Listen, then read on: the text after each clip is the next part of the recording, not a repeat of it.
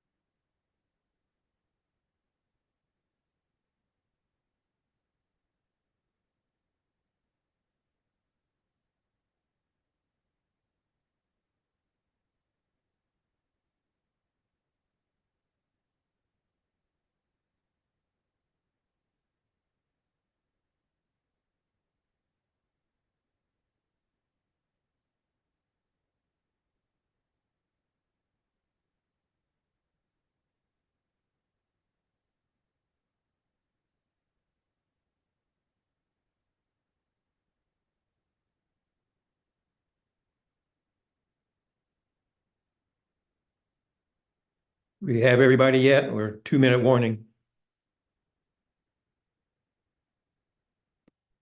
No, still waiting for Commissioners Bob and Conklin. Do we have a quorum? We do have a quorum. Yes, sorry. Okay, thank you. Yep. We'll just make them, if they're the last to arrive, they pay the bill. Might be a big one today. How about that?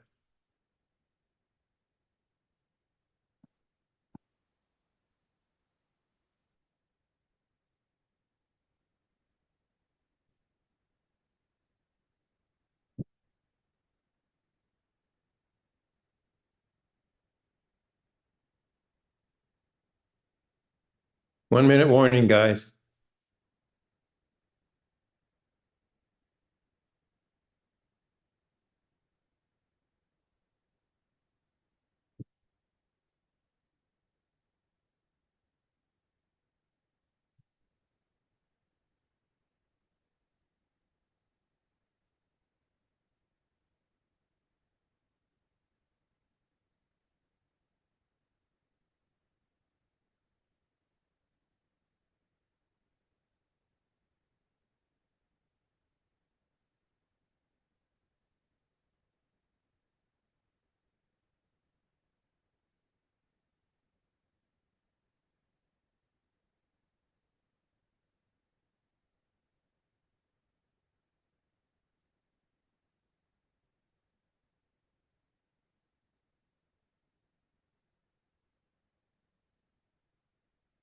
Good afternoon, everyone.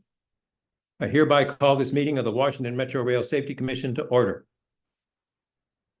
This meeting is being recorded as well as streamed live for the public. Ms. Silbaugh, do we have a quorum today? Good afternoon. Yes, we do, Chair. Participating in the meeting today are yourself as Chair, Vice Chair Lobby, Secretary Treasurer for our Dyke, and Commissioners Bob and Rouse, and Commissioner Higgins. And Commissioner Higgins, if Commissioner Conklin does not join, you will be voting today. We are anticipating his arrival momentarily. I will keep you updated. I think he's in the process of getting promoted as a panelist here. Yes, that's what I'm noticing. Thank you. But yes, a quorum today. Thank you, Ms. Silbaugh. Now we will turn to our safety message from Mr. Darrell Braxton. Mr. Braxton?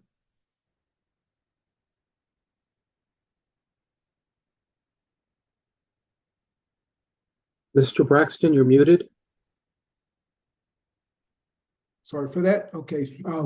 For today's safety message, we are focusing on roadway worker safety. Although our work focuses on roadway workers defined by Metro Rail as any employees or contractors, regardless of rank or title, that enter Metro Rail's roadway, there are other roadway workers we all encounter daily. These workers include those who perform work on local roads, highways, bridges, and utilities. Summer traditionally sees higher automobile travel volumes on roads and bridges as many people travel on vacation. Summer is also the time that most state and local highway and utility maintenance departments conduct maintenance and monitorization work. According to the National Safety Council, the chances of survival for a person who is hit by a car varies depending on the speed at which the car is traveling, with increased speed causing a significant drop to survival rates.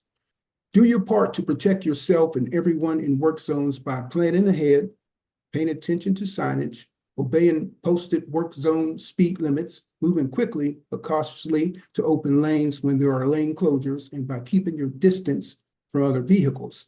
The roadway at Metro Rail includes the infrastructure where a rail vehicle may travel, either at grade, through tunnels, or on aerial structures. It also includes arrival and departure tracks between terminals at ends of each Metro Rail line. At Metro Rail, a roadway worker is any Metro Rail employee or contractor, regardless of rank or title, who enters the roadway. Metro Rail roadway worker protection rules require that anyone who enters the roadway be trained and qualified prior to entering the roadway. Later in today's meeting, we will provide the results of our roadway worker protection program safety audit, which we issued to Metro Rail on July 31st. Thank you. Thank you, Mr. Braxton. We will now move on to the minutes from our previous meeting. Secretary Treasurer Farrar Dyke, the floor is yours. Good afternoon. The minutes of the June 11th, 2024 meeting were posted for review. In addition, I would like to report on the closed sessions held on July 11th, 2024 and July 12th, 2024. The commissioners confirmed that during those sessions, the commissioners discussed only issues related to the internal personnel rules and practices of the agency, in accordance with the requirements of United States Code Title V, Section 552B, subsection C2. At the conclusion of the sessions, the commissioners gave direction for action to Chair Hart, and a subgroup of commissioners will gather additional information requested by the group. Are there any corrections or additions to the minutes? If not, I move approval of the June 11th minutes as circulated. Is there a second? Second. Commissioner Rouse has seconded the motion. All those in favor, please raise your hand and say yay. Yay. Yay. Any opposed, please raise your hand and say nay. The vote is 6 yeas and 0 nays. Thus, the motion to approve the minutes from June 11th passes. Thank you, Ms. Silbaugh. We provide an opportunity for public comments at each of our meetings. To ensure that we recognize all who wish to speak, we provided an opportunity for those who have joined the Zoom meeting to sign up in the chat box. If you wish to speak but did not sign in, please do so now. I would also remind everyone, including those of you watching on YouTube, that you can always report any safety concerns through our website, WMSC.gov, through our social media channels, or by email. Ms. Minor, do we have anyone who has indicated that they would like to speak today? No, Chair Hart. I see no names in the chat. Okay, thank you, Ms. Minor. We will now continue with the next agenda item, which is my remarks. Our meeting today includes updates on the WMSC's ongoing safety oversight activities and the actions that we take on a daily basis to ensure that Metro Rail upholds its safety commitments and strives to continuously improve the safety of its system. I appreciate the ongoing communication and coordination that WMSC staff conducts with Metro Rail at all levels of both organizations. This includes the ongoing work related to Metro Rail's train operator certification, audits and corrective action plans, safety certification, and inspections. Today's meeting includes updates on Metro Rail's continued refusal to provide the WMSC with basic safety information necessary for Metro Rail's continuous safety improvement under our oversight, information about Metro Rail worker safety. We will also get updates on ongoing WMSC oversight work and consider final safety event investigation reports, including the investigation into last September's passenger train near Reagan National Airport. Dr. Meyer, do you have any opening remarks today? Yes, sir, I do. Let me just get my screen arranged here. I have several updates on ongoing areas of our oversight work. Last week, we issued our audit of Metro Rail's roadway worker protection program. The audit found that although Metro Rail has established policies and procedures for its RWP program, there are still deficiencies that put the safety of workers at risk. During this audit, WMSC personnel observed unsafe practices contrary to Metro Rail policies and procedures at every observation we conducted. As further explained in Finding 1, Metro Rail is not effectively assuring that its personnel on and around the roadway are consistently following the roadway worker protection rules designed for their safety. This increases the risk that personnel may be injured or killed. Metro Rail is developing and implementing the corrective actions required by this audit, and we believe this will reduce this risk. Mr. Raddick will describe more information about the audit later in this meeting. Turning to train operator certification, following our February 28th, 2024 order on train operator certification, Metro Rail has now certified its active train operators, and as of July 1st, Metro Rail has an updated train operator certification program, including new digital forms to document and improve compliance with each certification activity. The certification program is now assigned to a new group within the Technical Training and Development Department. This group reports to the Chief Safety and Readiness Officer, and we will continue carefully monitoring this rollout. Also last month, on July 8th, Metro Rail began opening doors automatically in passenger service on all lines. This followed our concurrence on June 27th that Metro Rail had met its safety certification requirements to place the automatic door opening system into service on the blue, yellow, green, orange, and silver lines. In June, I reported that the WMSC issued a subpoena to compel WMATA's compliance with the WMSC's audit of Metro Rail's fitness for duty and occupational health programs. In response, Metro Rail submitted written objections, and they also submitted some of the documents that we requested. I also reported that counsel for the WMSC and WMATA were meeting to work toward resolution of the issues surrounding gathering the requested initial information. Metro Rail has since produced some of the requested records regarding its drug and alcohol program, and we anticipate another in-person inspection later this month. Both organizations' counsel plan to continue their interactions concerning our requests related to the occupational health programs. I do want to underscore that worker safety is a fundamental part of the safety of the WMATA rail system and is identified in WMATA's Public Transportation Agency Safety Plan. The WMSC is obligated to oversee the safety elements in the PTASP, and we will continue to work with WMATA so that this work can move forward. Additionally, because Metro Rail determined they are intertwined with the subpoena requests, WMATA will not discuss the drafting of two corrective action plans stemming from two recent WMSC audits, the Automatic Train Control and Signals Audit and the Revenue Vehicles Audit. Nor will they provide updates for 4 existing corrective action plans. As I've said throughout the process, we'll continue to keep the commissioners informed and involved as we determine the steps necessary to meet our audit and safety oversight obligations. And as I've said many times, the ongoing regular communication with WMATA is encouraging, and with all our work, I fully support the continued collaboration between our two agencies. Looking forward, the WMSC is prepared to begin this audit and meet its obligation and mission to all who rely on the WMATA rail system. To provide some updates on new investigations, we are investigating an event on June 20th that involved a Blue Line train receiving an unsafe speed command of 55 miles per hour when the speed command should have been 0. This occurred as the northbound train reached a location just south of King Street Old Town Station in Alexandria, where the Blue Line merges into the Yellow Line tracks. The train operator applied emergency braking as the train approached a red signal, and the train came to a stop, having overrun that signal. During the event, a signals crew was in a nearby train control room performing standard preventive maintenance testing. Preliminary information supported by a subsequent overnight field test suggests that the preventive maintenance testing unintentionally disabled the automatic train protection when the train was moving through the area. ATP is a vital system designed to protect against collisions.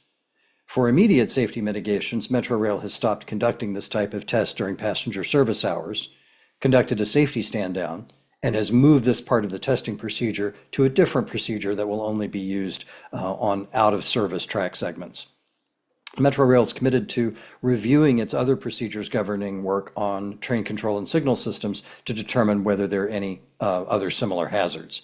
As the investigation continues and as we gather additional information, we will determine whether WMSC action is required here. We're also investigating a safety event involving a passenger train near DuPont Circle Station on July 21st. A rail traffic controller instructed the train operator to move their train forward to Woodley Park, then walk to the operating compartment on the other end of the train, and then move the train to cross over the adjacent track to move the train back toward Farragut North. Instead, the operator moved against the normal flow of traffic back toward Farragut North on the same track, as a train from Farragut North Station moved toward DuPont Circle. The rail traffic controller identified this potential collision and instructed the operator to stop, and the trains came within about 400 feet of each other. We're investigating a smoke event and evacuation for life safety reasons that occurred on July 22nd near Benning Road Station. The investigation includes Metrorail's emergency response, communication with first responders, and the use of emergency ventilation fans. Available data shows that not all ventilation fans were properly activated in a timely fashion, and there was some confusion about some procedures within the control center. Mr. Quigley will provide more details about this event later in the meeting. Now some examples of recent WMSC inspections that have led to safety improvements. On June 14th, the WMSC inspection team at the Shady Grove Rail Yard observed and communicated to Metrorail concerns about blue flags not properly placed to protect workers operating without required fall protection, and outdated safety documents. Metrorail responded in accordance with our program standard to document the actions that have been taken and additional actions that will be taken in response to these findings. On June 18th, the WMSC inspected activities in Metrorail's Red Line summer shutdown area. Our inspectors identified and ensured Metrorail and the other groups working in the area corrected fall protection and related worker safety issues before the WMSC left the site. This included replacing a cracked fall protection barrier, fixing lagging boards to prevent falling debris and construction materials on aerial spans from harming those below, capping impalement hazards, and placing the necessary toe plates to guard against a tool being accidentally kicked onto a person working below. Personnel from Metrorail Safety Department were present during the WMSC inspection. And on the plus side, the WMSC observed the positive practice of an effective Metrorail safety briefing for the shutdown area at Forest Glen Station, and also noted properly chalked flat cars at the construction site at Silver Spring Station. We conducted an inspection at Brentwood Rail Yard on June 27th. We found safety hazards that we brought to Metrorail's attention for correction, and this included placing chocks required by Metrorail safety procedures to properly secure a train that was raised on lifts and was being worked on, and the availability of portable replenished eyewash stations near the wheel lathe machinery. On July 17th, during a review of Metrorail work orders arising from loss of speed command reports, WMSC staff noticed a work order notation of the wiring to 2 relay pins being found disconnected by Metrorail workers in the train control room at Braddock Road Station without any documentation regarding why these relay pins were disconnected. According to the notation in the maintenance system, this condition was first reported on May 31st, and when we reviewed the work order on July 17th, the pins remained disconnected. It's critical that changes to the vital circuits are documented in accordance with change management procedures. Immediately after we detected this undocumented change, we brought the issue to Metrorail's attention. Metrorail conducted a review, reconnected the disconnected wires, tested the train control system in that area, and committed to issuing an engineering safety bulletin emphasizing the importance of documenting any changes to safety critical components of the train control system. Train control rooms house vital circuits like this one that detect trains, transmit speed commands, and prevent collisions. Consequently, last week, the WMSC conducted unannounced inspections of 9 other train control rooms, and at 4 of these rooms, we observed similar disconnected components without any documentation of the changes. We brought these inspection findings to Metrorail's attention, And in accordance with our program standard, we expect Metro Rail to respond this week, telling us of any actions taken in response. We'll then determine whether any additional WMSC action is required. During the hot summer, we've been verifying that Metro Rail has continued to conduct the heat ride inspections that it committed to and established clear procedures for as part of a corrective action plan addressing a finding in our first audit, the track audit issued in 2020. After corrective action plans are satisfied, the WMSC continues its oversight to ensure that whatever was fixed stays fixed. And these proactive inspections during hot weather increase safety by reducing the chance of a derailment due to a heat-related track deformation. So we're pleased that Metro Rail is maintaining this important safety practice. At the last meeting, commissioners approved the annual program standard revision, and we transmitted the approved document to Metro Rail, and it went into effect on July 1st. The staff level PTASP review process is well underway. That's Metro Rail's Public Transportation Agency Safety Plan, the annual revision for which is expected to proceed through Metro Rail's internal approval process over the next few months, and it will be presented to for WMSC Commissioner consideration this fall. So thank you, Chair Hart. That concludes my remarks. Thank you, Dr. Meyer. Are there any questions from any of the commissioners for Dr. Meyer?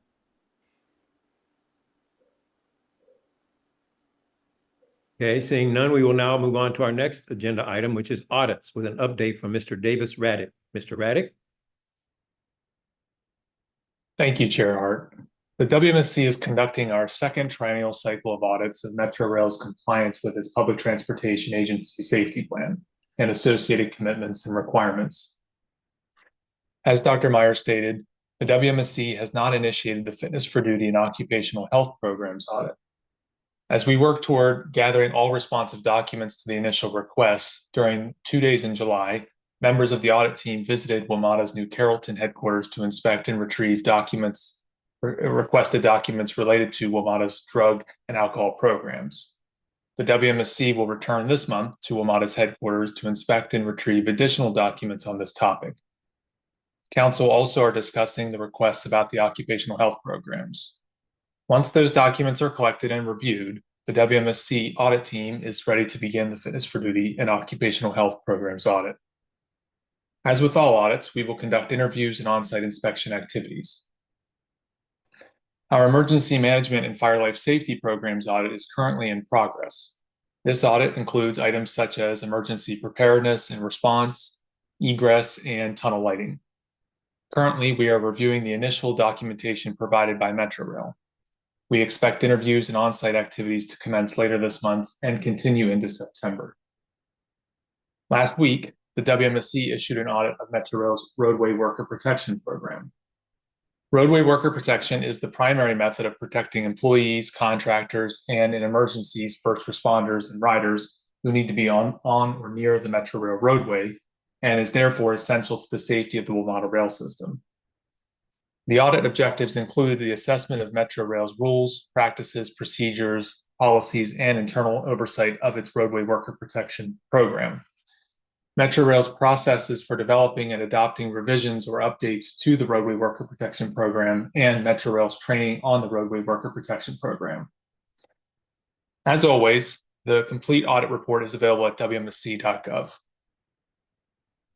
The audit contained 13 findings, and for each finding, the WMSC also provides a minimum corrective action, which is integral to the corrective action plan development process. The minimum corrective action statements are intended to aid Metro Rail in developing draft corrective action plans for which the WMSC will accept. First, the audit found that Metro Rail is not ensuring that its personnel on and around the roadway are consistently following the roadway worker protection rules designed for their safety. In addition to near misses of collisions that have been identified in safety event investigations, the WMSC audit team observed safety issues at each on-site observation during this audit. We communicated these to Metro Rail personnel on site, later communicated them to other Metro Rail managers, and reiterated these items at the exit conference and in the draft audit report. Watchman lookouts are not properly placed to provide ample time and warning is one example from this first finding. Roadway job safety briefing records showed they are not always complete, and personnel did not have required personal protective equipment.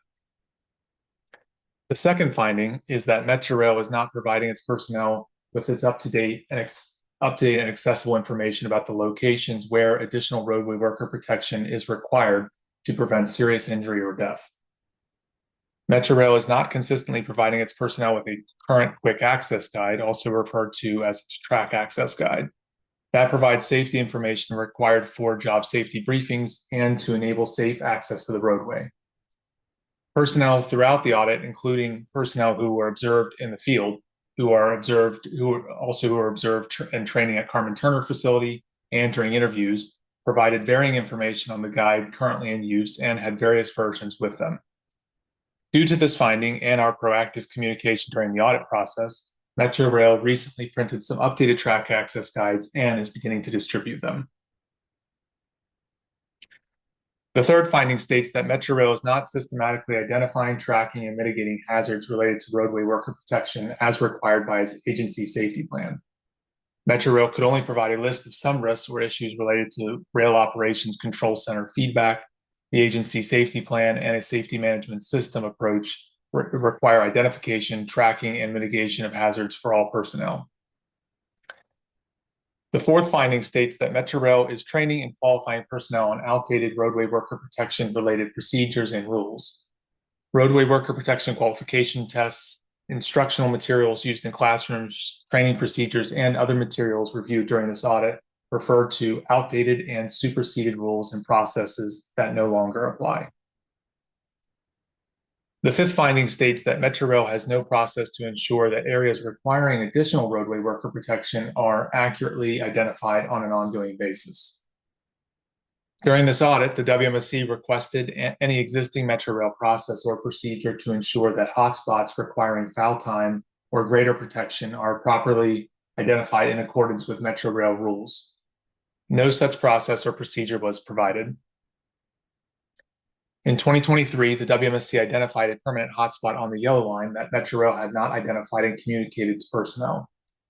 Due to the WMSC's direction to address this issue, Metrorail implemented immediate mitigation and later adopted a permanent order designating hotspots in the area. Metrorail must ensure that there are no similar overlooked locations in the system. The sixth finding states that Metrorail directs its personnel to use forms of protection without training on the proper use of the protection. Specifically, Metrorail has no training or qualification related to local control. This contributes to an inconsistent application of roadway worker protection rules. For example, during on-site observations at Herndon Station, as well as during interviews, personnel stated that Metrorail did not provide training to personnel on the use of local control. Personnel the WMSC spoke with during this audit, who are regularly directed to rely on this information, this form of protection, explained that their understanding of this protection was something they developed on their own.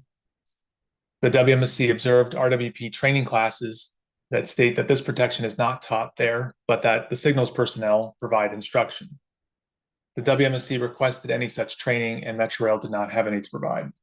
This is a complex form of protection because exclusive track occupancy is only provided when signals are read, but personnel regularly permit trains to move through using preceding signals while workers are still on the roadway. The seventh finding is that Metrorail is not following its existing safety rules and does not have adequate training and internal oversight to ensure safe operation under Mobile Command. Mobile Command is a remote group that Metrorail assigns to control shutdown areas. However, there are no training and qualification requirements for these personnel who can be assigned to essentially act like rail traffic controllers for large areas, and there are few specific procedures. This has directly contributed to serious injuries, collisions, and derailments. The eighth finding is that Metrorail has no controls to ensure that rules being applied in areas it designates as an authorized construction site provide the same or greater level of protection for roadway workers as those workers have in other parts of the WMATA rail system. Metrorail turns over certain responsibilities to contractors during the course of a project involving an authorized construction site, which is a long-term shutdown where a single contractor is responsible for the primary work. Metrorail then states that its roadway worker protection rules are not in effect for the area covered by the authorized construction site. This procedure does not ensure that Metrorail maintains at least the same level of roadway worker protection for personnel, employees, or contractors operating in these areas as exist under Metrorail rules. The ninth finding is that Metrorail is providing RWP qualifications without following the listed requirements for those qualifications. The WMSC observed training classes and saw that listed practical requirements are not being completed. And as I'll describe in a moment, elements of the curriculum are skipped. In addition, although not documented in any curriculum, procedures, or other documents provided during the audit, interviewees stated that there are, quote, executive or remote RWP training courses that further condense this content and do not include required practical exercises. The 10th finding is that Metrorail is not following its procedures regarding roadway worker protection training. Observations by WMSC personnel, interviews of Metrorail personnel, and records review demonstrated that Metrorail is not meeting its own requirements regarding training and its training personnel. These include improper instructor qualifications, incomplete course records, a lack of instructor development forms and instructor observations, and not following retesting procedures. The 11th finding is that Metrorail is not providing critical roadway worker related safety information and training, and instructors do not follow the standardized curriculum and omit materials. During observations of RWP training courses, we witnessed training materials and slides being bypassed, and exercises contained in the student material were not completed. Training provided to attendees was not consistent, and instructors were observed not using the instructor's guide. The 12th finding is that Metrorail is providing incorrect information about cardinal rules and incomplete testing for non-English speaking contractors in roadway worker protection training. Key elements of Metrorail Spanish language RWP training are inaccurate or incomplete, including cardinal rules that were translated in a way that said the opposite of what was intended. Instead of no clearing to any track, it spoke of no clearing from any track, as an example. Finally, finding 13 is that Metrorail requires on-the-job roadway worker protection training without outlining the requirements or process for this training. Metrorail requires on-the-job training for level 4 roadway worker protection qualification, the level that permits, which is the level that permits an individual to act as a roadway worker in charge, or a RIC. However, Metrorail has no process, training, or designation for the individuals that oversee this on-the-job training, and there is no review to verify that this has actually been completed before a level 4 sticker is issued, which verifies the qualification. The positive practice we identified during this audit included that frontline personnel in interviews were aware of the need for warning strobe and alarm devices, or WSADs, to be calibrated, and that the calibration must be checked before each use. Also, the RWP training instructors demonstrated that they are well-versed in the training materials and subject areas. When Metrorail provides its proposed corrective action plans later this month, the WMSC will carefully review each plan and approve or provide feedback to Metrorail. Thank you. That completes this presentation. Thank you, Mr. Raddick. Are there any questions from the commissioners for Mr. Raddick? Commissioner Lobby has raised his hand. Yes, Commissioner Lobby, please. Thank you, Mr. Raddick, for that summary. It seems to me that this really wasn't a good report on how seriously Washington Metro takes roadway worker protection. Would you agree with that? There are 13 findings and no recommendations, but yeah, there's many things the Metro needs to work on, as I outlined. It's a fertile land there. So I'm wondering if you could describe near misses for us. We use that term a lot about roadway worker protection and near misses. Can you just describe, what's supposed to happen and what actually happens when we have a near miss? There is a specialized meaning for near miss, and I would defer to Sharmila Samarasinha if you have that definition. A near miss is a serious accident that is prevented by an immediate step taken by whoever is involved in that event to prevent that from actually manifesting. So this could have been a derailment, a collision, a fatality, a serious injury. So these are all considered serious accidents. And so near misses are an almost serious accident that is prevented by the quick action by someone involved to prevent that from actually manifesting itself. And is this typically the roadway workers themselves that have to watch out for their own protection? You know, for example, if a train does not follow the roadway worker procedures and goes through a work area at full speed, it's really up to the roadway workers themselves to protect themselves. Is that the understanding? There is responsibility on both the roadway the roadway workers who are accountable for their safety. But as we have also understood and reported out to the commissioners here, train operators and other individuals who have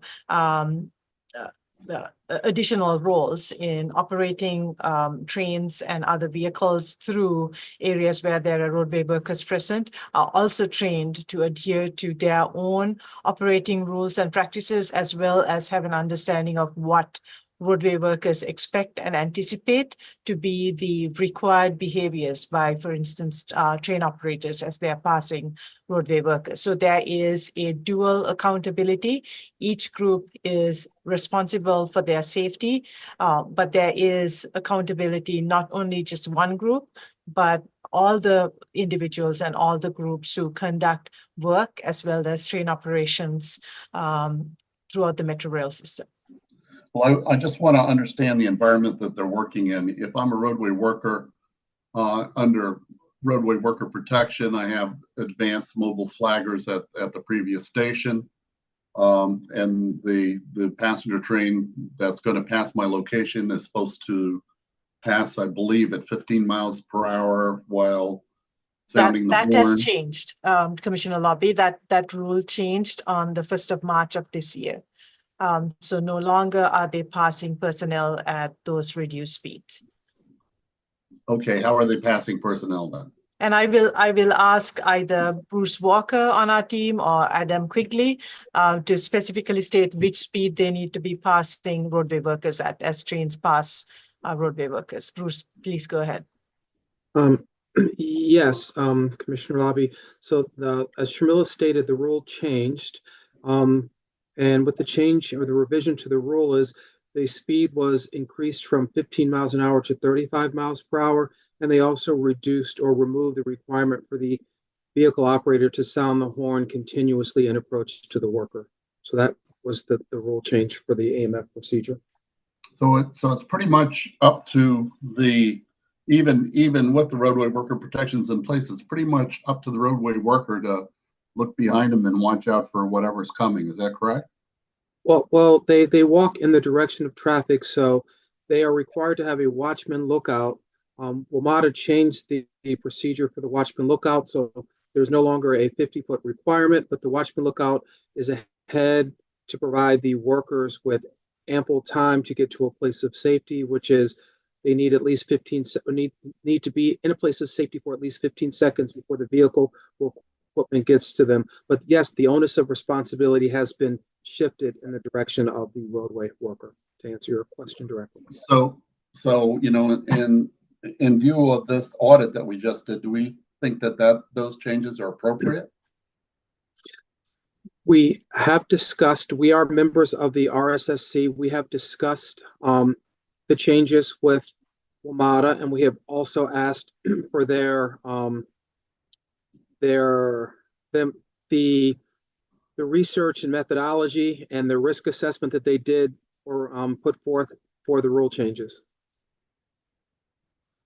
Well, I'm a little bit concerned about this because today we discuss our accidents. We're gonna talk about eight roadway worker protection incidents where the roadway workers were not properly prepared, and to me it seems relieving some of the checks and balances that we have to protect these workers is not appropriate when we have these ongoing issues.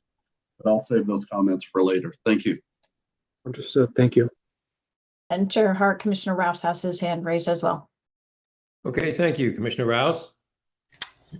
Yes, thank you. Now I got to figure out how to put my hand down. There we go. So thanks for that. I share some of Commissioner Lobby's views here. Pretty much all of them. RWPs has been an issue and it continues to be one. And you just kind of highlighted a couple procedural things I think would be helpful to get some clarity on. If there's a work zone established, who establishes permission to pass that? Is that done by the crew in the field, or is that done through dispatch or the OCC?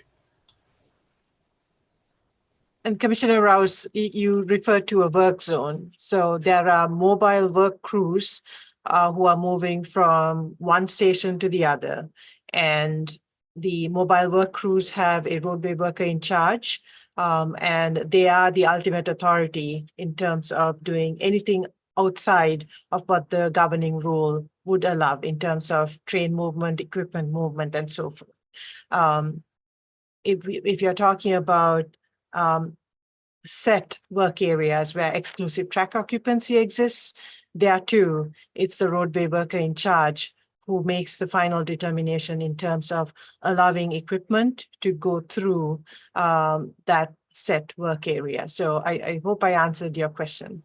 Yeah, thank you. You did. So the RIC gives permission for a movement through an established zone, and I assume there's a read back and verification that train actually does have permission to move through that work zone.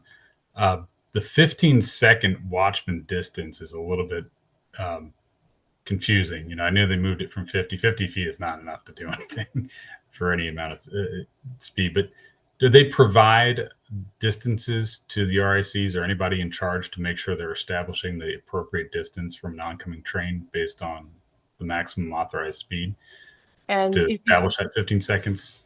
To make sure I'm understanding your question, you're asking about ample time, or are you referring to the 15 miles per hour, which has changed to 35 miles per hour, which... The time to get in the clear. Okay. Mr. Walker, can you answer that question about ample time? So yes, Commissioner Rouse. So the roadway worker in charge is supposed to review the area that they're going to be working in. And once they review the area, they are to place the watchman lookout or have the watchman lookout located where he or she can provide ample time to the workers to be in the place of safety for at least 15 seconds. So if they're on tangent track and they can see ahead for hundreds of yards, then they can be closer together. If they're coming into a curve or restricted site area, then the RIC should ensure that the watchman lookout is far enough ahead to then provide the workers with ample time or to be in that place of safety 15 seconds before the vehicle gets to them. And they are to use the maximum authorized speed in that section of track. So we're to look at the track access guide, and if the maximum speed is higher than the actual speed, they're to use that speed. So they're always to use the higher of the speed. Okay, thank you. I mean, I think that there underscores an issue just in itself. You're placing a lot of responsibility on that personnel to do that, and for some of the more senior RICs, I don't see an issue there, but I see a lot of variability there in terms of where that person's located. I know I've seen it in practice as well, and that shows me that, as we talked about items 9 and 10, training is inadequate to have that level of responsibility on that person because it just, as you alluded to in the findings, there's various levels in training. And so how do we know that that person is adequately equipped to be providing that information to the others in the field?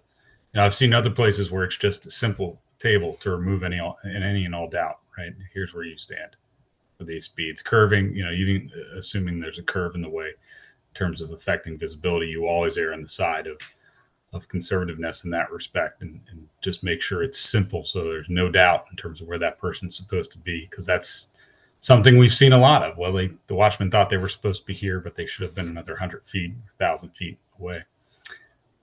Items 9 and 10 are a little interesting. I know in the past they've had different trainings for different levels of people. In fact, they've had different training for contractors versus their own employees. And there's been discussion whether or not contractor training was better than the employee training. And I do think that's an issue. Is it more of an issue of the inadequacy of the training in general, or is it just that it's not consistent between the different purposed segments as to how they're giving it, whether it's executive level or contractor, or is it just not designated properly? Are these information trainings that should not be allowing people to be on the right of way in an unsupervised position? Can you dig into a little bit more about items 9 and 10 and what they mean? Yeah. So we're mainly talking about nonconformances with their existing processes with both of those. So for finding 9, which was Metro Rail is providing RWP qualifications without following the list of requirements for those qualifications. This is getting at with the executive level, like you said, that's not a thing that exists as far as there's level 1, 2, and 4. There's no executive level. And for finding 10, which is Metro Rail is not following its procedures regarding roadway worker protection training. This is not going into certain things like you have to demonstrate that you can step over a third rail, for instance. Some of those practical exercises are not being carried out in the training.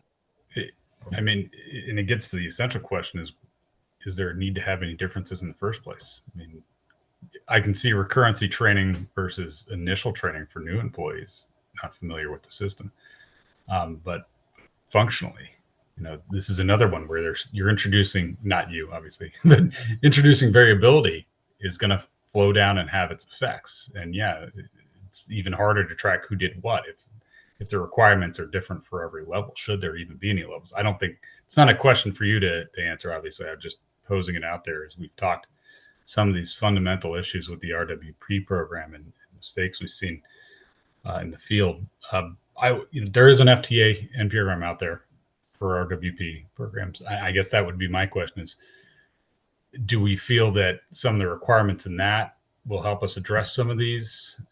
Is that an opportunity to take a reset on the program itself and say, okay, hardline approval process, if that becomes final, hopefully it does, how will that fit into this program and some of the findings that you've had? We are definitely watching the FTA NPRM, and there will likely be some changes that result from that, but it's too early to say how that will affect these findings in particular, which will, of course, turn into corrective action plans separate and apart from the NPRM. And if you can't answer now, that's okay too. But I would ask if there were any deltas that were found between what was proposed in that rulemaking and some of the findings that you had, things that should have been part of that weren't. I think that this is an opportune time, and it's past the comment period, but it's still something in practice that they could be good to pass forward and say, this is some of the thing we may need to cover these programs for transit agencies. Were there any significant differences from the findings you had for what was provided in the NPRM? So our audit was looking at Metro Rail's existing practices and looking at nonconformances based on their procedures and other requirements. We did not analyze it for what did FTA's NPRM, how does it relate to Metro's current practices yet. There will, I think, be a role for us in the future once they publish a final rule, but we're not at that point. Okay. Maybe I set you up incorrectly there. I think what I'm getting at is if we have fundamental issues with their RWP program and they're not aligning with some of the requirements in what will be proposed for that RWP rule, this is the opportunity for us to make our voice heard on that and make sure that some of that authority flows down when that becomes a final. Now, and again, just food for thought here at this juncture, because I know we're comparing different things here, but I do think that's important because this is an industry issue for all transit agencies, right? And it's not just WMATA, but having good RWP programs is essential for worker safety and maintaining worker safety. And so we're facing it right now, and we have been discussing this for some time. So there's an opportunity here with the rulemaking to get it right. And if there's any shortcomings that we see from there, I think we should do our job and push that message back to FDA and say, this is a good start, but we may need some additional help here if that exists. Just again, food for thought here in the discussion. That's all I have.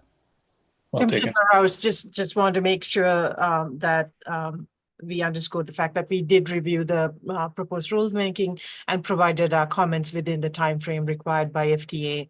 And while that is underway, as Davis Reddick pointed out, our focus is ensuring that the rules as it exists today, in particular here for roadway worker protection, are understood by roadway worker personnel, are complied with, and there is a continuous evaluation process by supervisors and management to ensure that they understand the dynamics of what the roadway worker protection rule provides for and does not, and then utilizing that information, relying on the data, adjusting the rule accordingly, and ensuring that personnel understand the rule, because it is one thing to have a solid rule in a written format. It's a completely different thing to ensure there are programs in place to ensure that those are understood and complied with by all impacted personnel.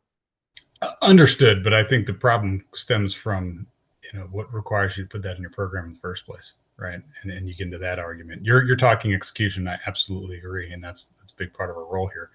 But it has always come back to what's required and what's not, right? And that's all too often an argument in terms of how that program's built to then evaluate whether they're executing it or not. I didn't mean to drag us down this. I just think it's an opportunity here.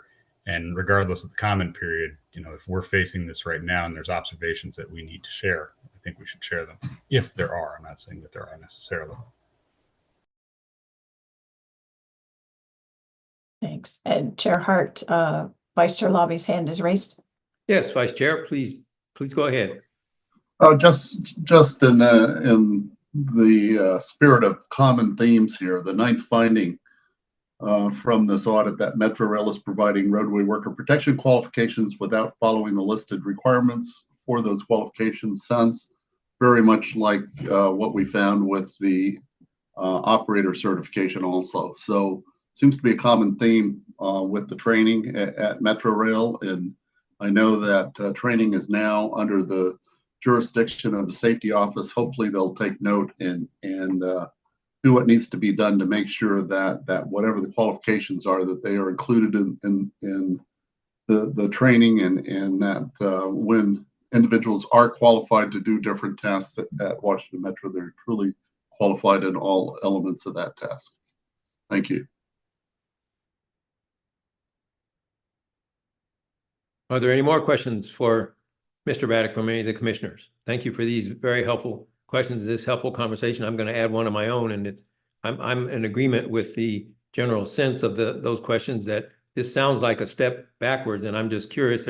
I don't know who to ask to answer this question, and we may not have an answer within our four walls, but I just wonder, what does anybody understand what the impetus was for moving in this direction? Because it sounds like it's going the wrong way, and I'd be very curious how it compares. If it's not apples and oranges, I'd be very curious how it compares with other transit properties.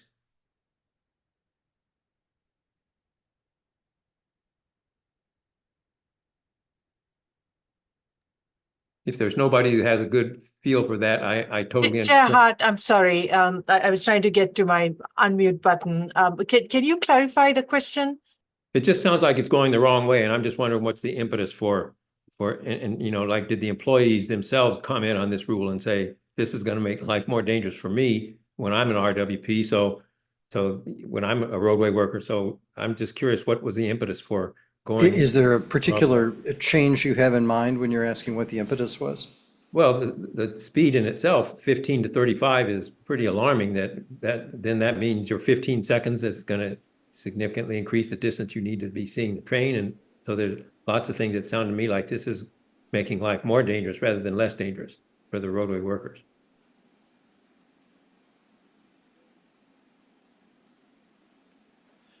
We're certainly paying close attention to this. I do want to stress, I I don't think that in real time, we could probably do a good job here of running through Metro's rationale. I do know that, though, that it would be unfair of us if we presented this as if these were willy-nilly changes.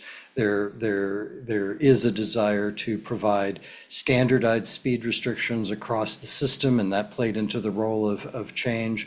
There was on Metro's part a look at other transit properties and what their rules are. Their rules truly are all over the place in terms of what they permit.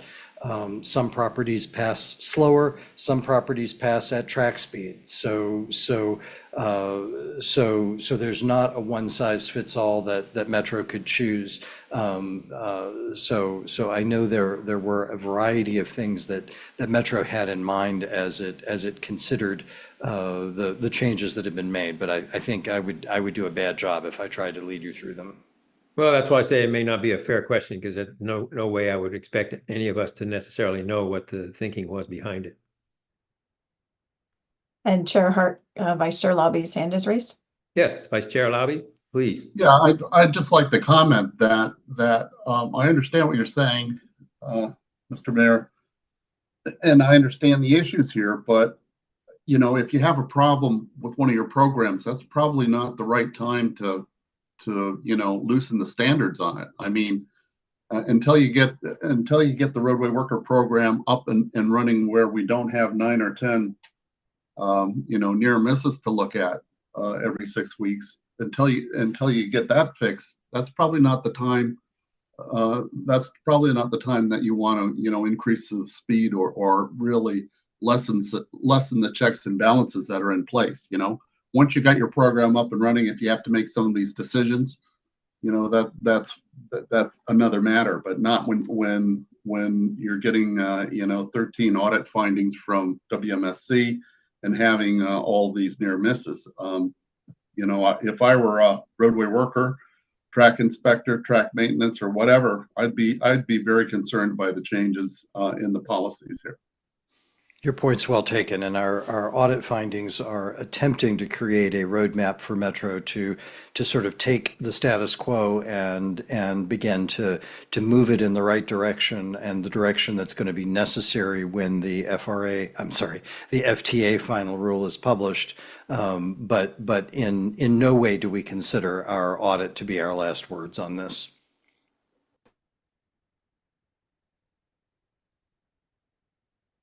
Okay, well, thank you. That was a very helpful discussion. I appreciate the engagement by everybody. Thank you very much for that. Now we will take up, unless there are any more questions on that, we will take up the next agenda item, which is corrective action plans. Ms. Rhodes? Thank you, Chair Hart. Since the last public meeting, we have closed 10 caps. Metro Rail currently has 87 open caps and has other caps in development. Caps in development include those related to the revenue vehicle audit and the roadway worker protection audit. Each cap includes discrete deliverables, the steps necessary to address the identified safety issue, and the specific deadline when each step will be completed. Each deliverable encompasses specific actions or verification showing progress and improving safety.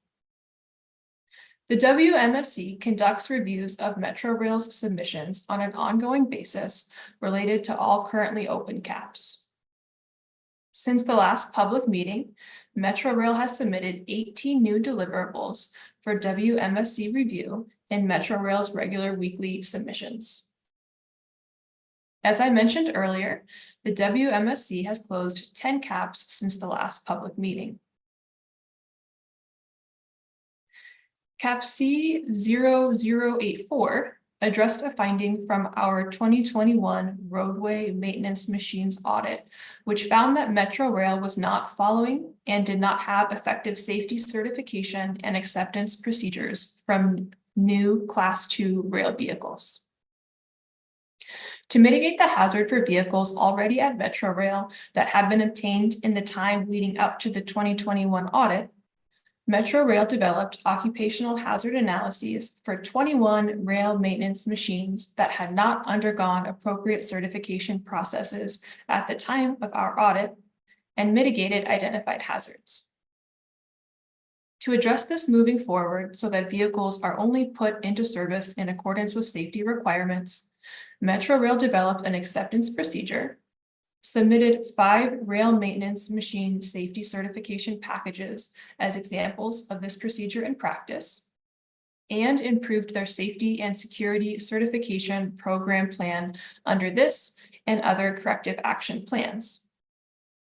Lastly, Metrorail developed training curricula for contract representatives and relevant project managers to ensure they are aware of safety certification requirements and the positive safety and project impacts of proactively implementing these steps from the beginning of each project. Metrorail submitted proof of completion of this training by relevant personnel. 4 of the closed CAPs address findings and a recommendation from the 2021 Emergency Management and Fire Life Safety Audit. CAP C0164 addressed a finding that MTPD personnel routinely enter the roadway despite not having RWP qualifications required by Metrorail rules and procedures, exposing themselves and others to the risk of serious injury or death. As a result of this CAP, MTPD created their own roadway worker protection SOP.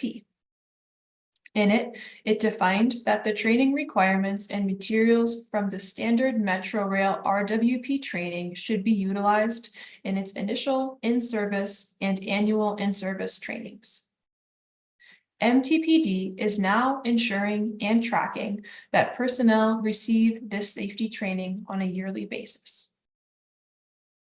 CAP C0166 addressed a finding that Metrorail's calls to public safety answering points were inconsistent or incomplete and contribute to delayed or ineffective emergency response. In response to this, Metrorail consulted with the Metropolitan Washington Council of Governments to review current practices and procedures. Metrorail updated its Control Center 911 call scripts to include the required information and put in a more standardized format depending on the type of incident. Control Center personnel were trained on the updated procedures and scripts, and drills were completed for Metrorail personnel to ensure proper ongoing usage. We are monitoring this through investigations and our upcoming audit. CAP C0169 addressed a finding that there was inadequate coordination among organizational units charged with developing, inspecting, and maintaining critical fire and life safety assets, and no unified process to identify, prioritize, and address fire and life safety risks. Metrorail then did initial assessments to define each type of asset, the current inventory of those assets, responsible departments, and governing procedures for inspecting and maintaining these assets. Metrorail then provided 6 months worth of records showing how each plan was being completed.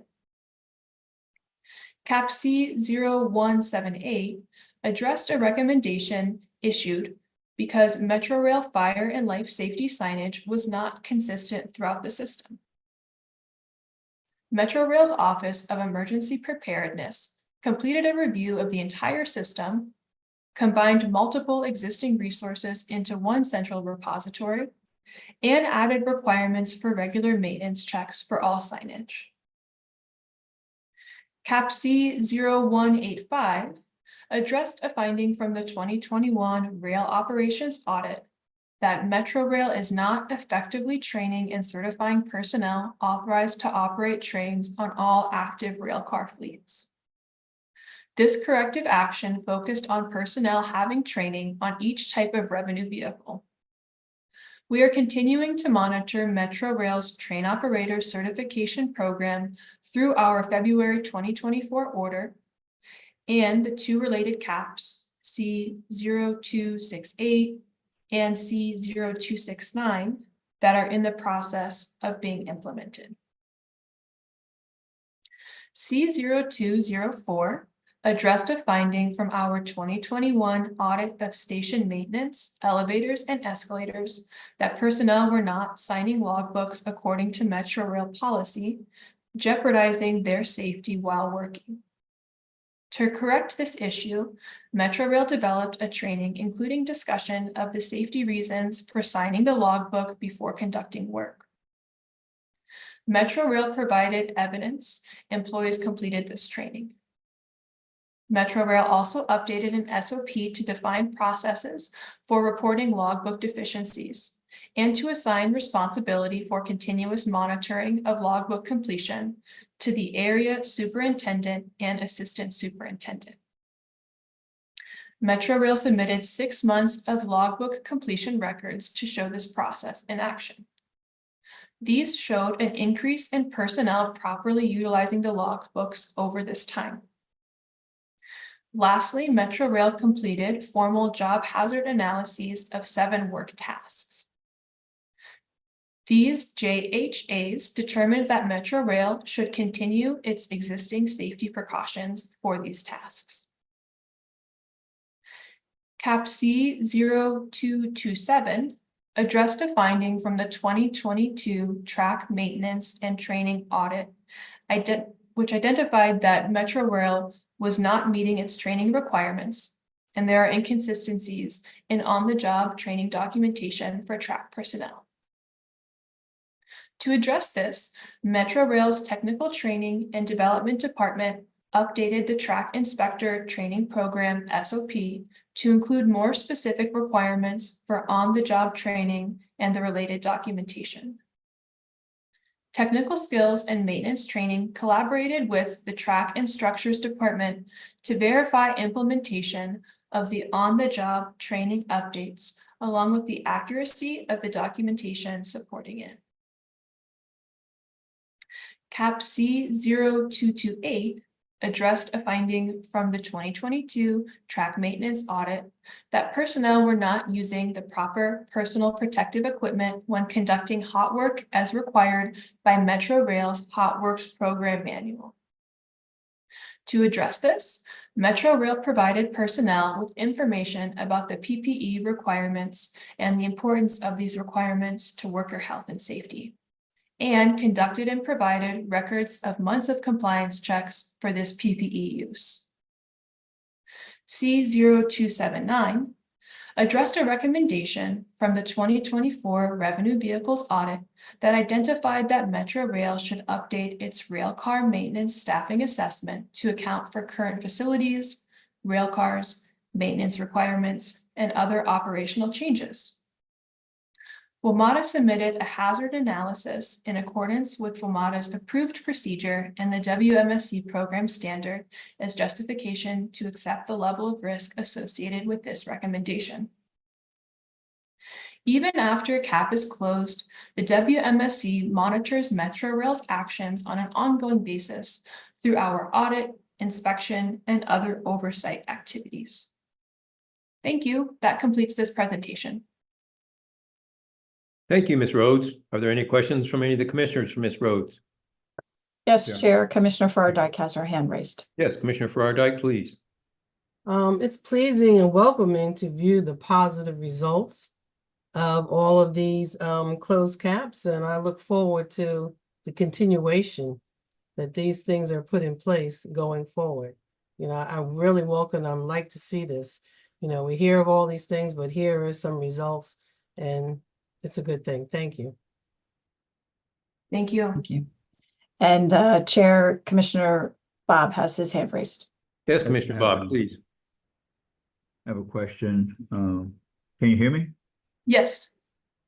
Yes, going back to CAP 0164.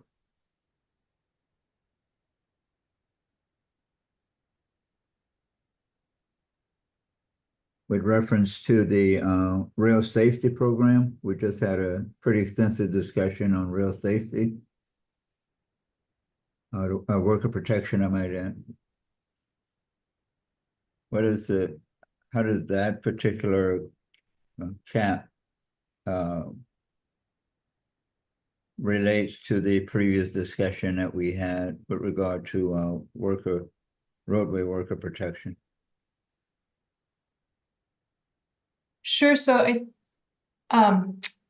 this cap involved MTPD's own roadway worker protection SOP, which was required to incorporate training requirements for overall Metro Rail RWP. And in terms of this cap, I know this one was definitely years in the making, so I'm not sure at what date those requirements that were incorporated were reflecting the current RWP requirements for Metro Rail. I could certainly look more deeply into what was required at the time that that was implemented. And I'm not sure how else to answer that question in a helpful way. Bruce, I'm not sure if there's anything that you could provide for Yes, Ashley, absolutely. Commissioner Bob, so we identified a gap with cap 1C0164 that MTPD was not receiving the same training or same level of training as the internal departments were receiving. What this cap did and what the MTPD department did is they received the training department or the internal TDD or technical training and development training, and they incorporated that into their MTPD training. So in their initial training, they go through and they receive the same training that the internal WMATA personnel are receiving when they receive level 1. And then they also submitted documentation that when the officers come back on their annual update for their currency training for their MTPD officers, they're receiving it again. So what we did was we looked at the training that the internal personnel were receiving for level 1. We compared that to what MTPD put forth that they're teaching their officers level 1, and the curriculum was very similar, almost the same. So based on that, we assess that they're receiving the same information. They have their own internal tests. They're not taking the same test that the internal WMATA employees and contractors are taking. They've created their own tests. We've looked at that, and again, it's very similar in what WMATA technical training is putting forth to the rest of the organization. Hopefully that addresses or answers your question.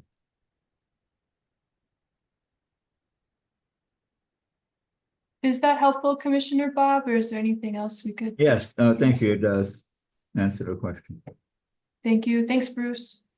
And Chair Hart, Commissioner Rouse has his hand raised. Yes, Commissioner Rouse, please. Yeah, thanks. On CO178, I think it's the fire life safety one. Just curious, what was the scope of that? Is that stations, tunnels, anything on the rail system, I assume? Sure, I would have to go specifically to the deliverables provided for that cap to get you a specific question answer to the scope of it, which I'm happy to do. It'll take me a few clicks now, or I can follow up after this meeting if that's helpful.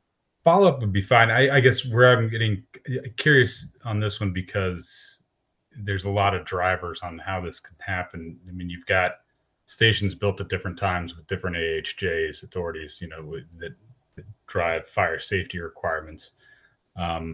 Is there a common standard that wasn't being followed, or NFPA 130 or some sort of signage standard?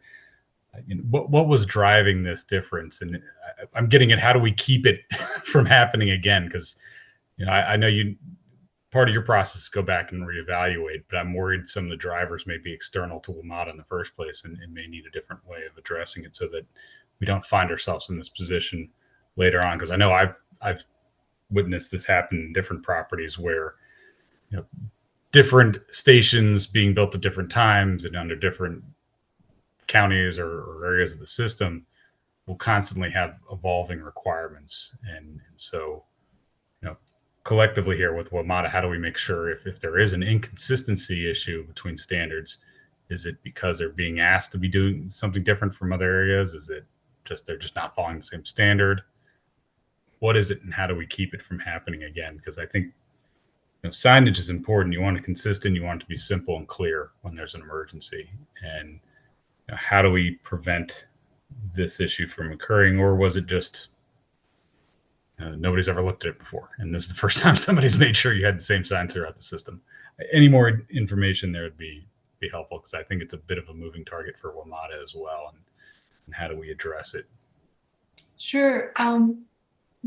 Thank you for that. Just briefly looking at some of the submissions for the CAP, this did involve an update of their internal manual as well as inspections to see that that manual was being followed regarding signage consistency and a follow-up site review. In terms of specifically what requirements were being followed, it would take me a few more clicks, and I'm happy to follow up with you and whatever commissioners, everyone who's interested, to have more specifics for you on that. I think that'd be helpful to know Sure. what rules they're supposed to be playing by, because I do know this has been an issue in other systems as well. And so thank you for that. Commissioner Rouse, to answer your broader question, though, how do we make sure that this continues in the fixed state?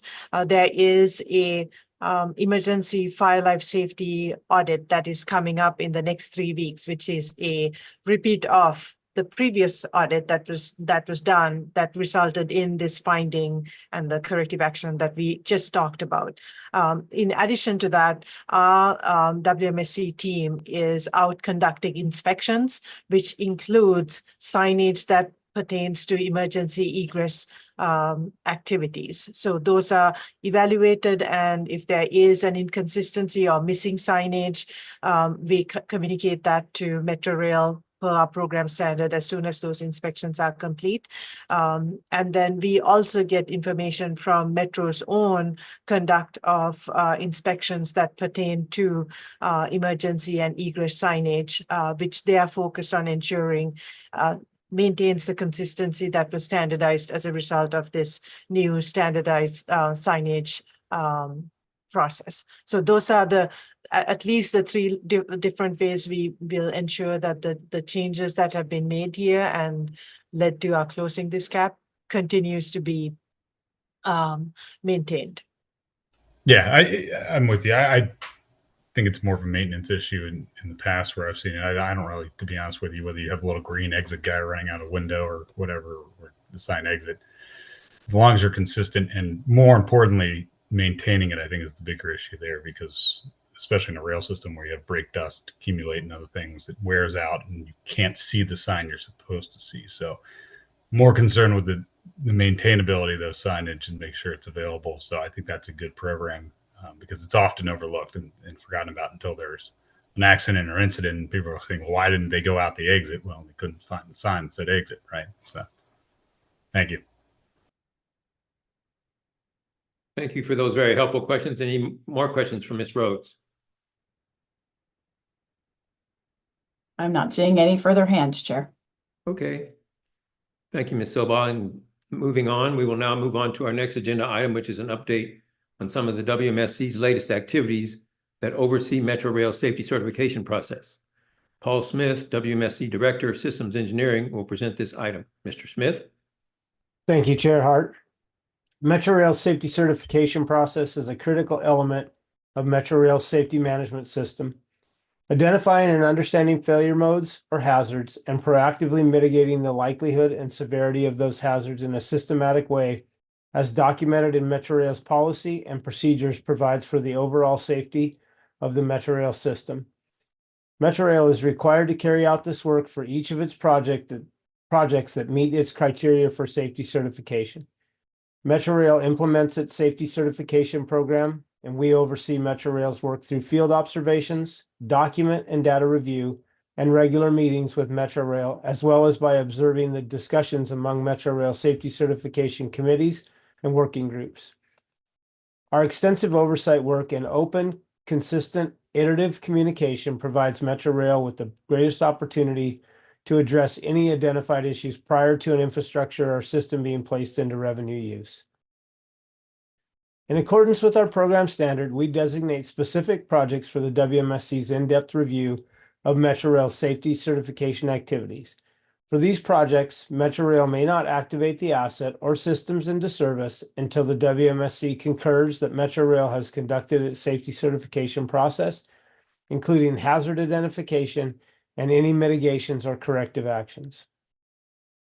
On June 27th, we concurred that Metrorail had met its safety certification requirements, including hazard mitigation necessary to begin using automatic door operations as the standard door operating mode on the blue, orange, silver, yellow, and green lines. We congratulate Metrorail on reaching this step. Metrorail began using automatic door operation on these lines on July 8th after the July 4th holiday. Metrorail has been utilizing automatic door operation on the red line since last December, when Metrorail completed work on that line. Metrorail achieved this milestone due to improvements made due to the WMSC's oversight. This oversight led to Metrorail aligning its processes with its documented requirements and industry standards, conducting testing and implementing training and other controls. We are similarly overseeing Metrorail's ongoing work on automatic train operation. Metrorail has focused work so far on the red line, as it does not include normal interlining operations. Our work has included field observations, observations of classroom and simulator activities, reviews of documents and data, and future review of a final concept of operations. Once Metrorail develops one, the draft included the scenarios where manual operation will be required at all times due to it being a safer operating mode in those circumstances. Other projects under our in-depth review include Metrorail's consideration of significantly increasing its operating speeds. We communicated with WMATA the need to ensure this project meets its program requirements. This includes conducting the necessary engineering evaluation based on actual data and documentation regarding Metrorail's consideration of significantly increasing the safe operating speed that has been in place for about 40 years. This includes the requirement for Metrorail to understand how any changes to operating speeds affects the signal system block design, in addition to assessing the safe braking distances of each type of rail car in the current rail car fleet. These are safety concerns that have been highlighted by past safety events, such as the 1996 Shady Grove collision. We also continue our in-depth reviews of Metrorail's safety certification of planned automated wayside inspection systems and Metrorail's 8000 series rail cars. The safety certification process also applies to other projects that includes Metrorail's 7000 series wheel set replacement program, and we continue to review these safety certification documents in addition to other work we conduct to oversee Metrorail's work under our order and Metrorail's return to service plan. Thank you, Chair Hart. This completes this presentation. Thank you, Mr. Smith. Are there any questions from the commissioners for Mr. Smith? Chair Hart, I had one question about the maximum operating speed. Yes, Commissioner Conklin, please. I'm curious to what extent the Metro Rail system is able to achieve that speed in the segments between stations. Is it a significant issue and change from current practice, or is this actually going to have a limited impact on the system performance? I'm not 100% sure I understand your question, Commissioner Conklin. Can you? Sure. So there's an acceleration out of each station, a period at which it can operate at the posted maximum speed, and then a deceleration. Are those elements where the maximum speed is attained significant, such that the runtime for a circuit of a train through the whole system would change dramatically, or is this really incremental to the system performance? I think on some of the lines, it's a significant change in far as the run times are concerned. I would have to go back and review the exact runtime data that they've looked at, but I don't have that particular answer at my fingertips. I can. The reason I ask is obviously the higher speeds possibly engender more risk in the system. So I'm just curious whether we're achieving that maximum speed for a long enough time to warrant the trade-off between the safety performance of the system or the hazard of a collision or other event at that higher speed versus the improvement to the operational efficiency. So as we proceed with that, if we can sort of have that lens, I would appreciate it. Appreciate those words, and that's an appropriate lens, particularly for Metro Rail to use as it safety certifies any changes in the system. I would just observe, maybe this is obvious, but certainly in the downtown core, stations are usually very close together, and acceleration time could be a factor there. That said, particularly on Silver Line Phase 2, stations are about 5 miles apart, where less so. And Chair Hart, Vice Chair Lobby has his hand raised. Yes, Vice Chair Labby, please. Yeah, I just wanted to comment that I think the increased speed basically would have the greatest impact on the above ground sections. I know on the Orange Line and the Silver Line, where they go down the middle of Interstate 66 and the Dulles Access Road. Those are areas where the higher speeds would be achieved. I think because of the station spacing in the greater downtown area of Washington, D.C., I don't think that there would be a great effect there, but certainly when you get out in the hinterlands, there are opportunities to move faster. And in the old days, 70 miles per hour was pretty standard on some of those lines. Thank you, Vice Chair Labby. I'm just curious, are there any other negative side effects from increased speed that I wouldn't necessarily intuitively know about? I'll just add here, I think you've got the right approach. Chair Hart, to your point, I think part of this has to do, though, with the fact that the original design criteria for the system was done at a time when you had a much smaller system, right? Even though that the total build out was envisioned, until you had the longer segments in the suburbs, higher speed wasn't even really an issue, because to David's point, the station spacing in the inner core was just so short that it was irrelevant, right? So I don't want to paint a picture that this is something that suddenly is changing. I think it's just the way the system has evolved operationally.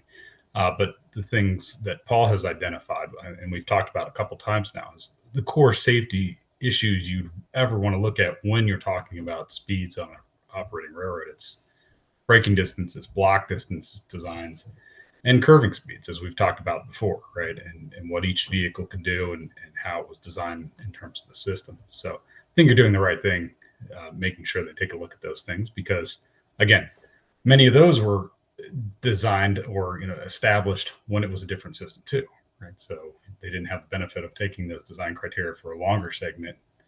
So now it's the appropriate time to just take a look at it and see where we end up in terms of today's performance and the trackage that they have out there today versus what they had in the 70s.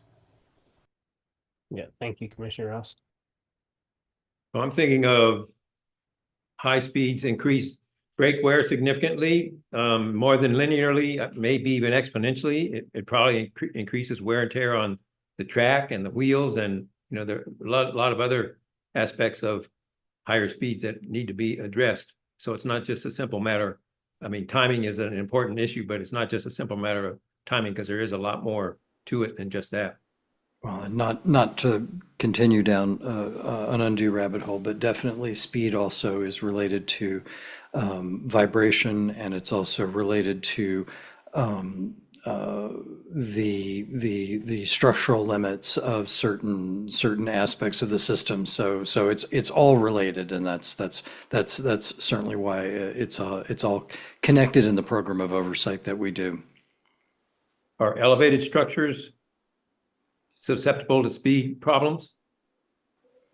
Yes, any load rating for an elevated structure would also be applicable to the maximum speeds permitted on that structure. Thank you for that discussion. Are there any questions from any of the other commissioners for Mr. Smith? Okay, seeing none, we will now move on to safety event investigations. Mr. Quigley, I understand you have updates on ongoing investigations and reports to present for our consideration today. So we will hear presentations on all of the reports and then consider a single motion on all the reports. If any commissioner wishes to remove a report from the group that we will consider in a single vote, please indicate that at the end of the presentation on that report. Mr. Quigley, I think you're first to go. Thank you, Chair Hart. We continue to work with Metro Rail's investigation team on investigations and associated corrective actions. We are proud of our effective collaboration and communication that has led to significant improvements in safety event investigation reports over the last 5 years. We are involved in multiple investigative interviews and other activities each week. For example, we are investigating an event on June 20th, where Metro Rail's automatic train protection system did not provide the designed protection against collision, derailment, and red signal overrun. Preliminary, it appears that this may have been due to factors including unclear signal maintenance procedures, the scheduling of procedures during train movement that include bypassing ATP, a fundamental safety system for riders and workers. The train received an unsafe speed command of 55 miles per hour when the speed command should have been 0. This occurred as the northbound Blue Line train reached the location just south of King Street Old Town Station in Alexandria, where the Blue Line merges into the Yellow Line tracks.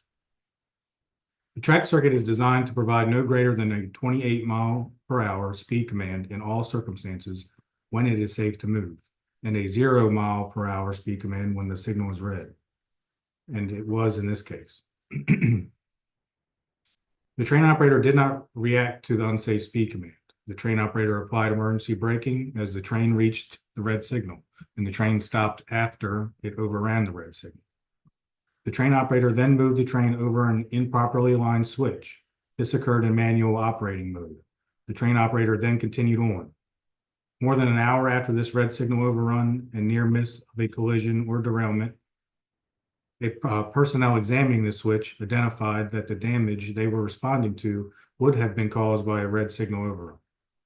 Preliminary information supported by a subsequent overnight field test suggests that due to the steps taken by a train control and signals crew as part of their performance of a regular cab signal inspection and test in this train control room, automatic train protection was overridden in the fixed block track circuit approaching the red signal during the standard preventive maintenance testing. This may have occurred due to the mechanics inadvertently leaving a jumper cable in place that bypasses the ATP protections. There is no indication of any problem with the Carborne ATP equipment.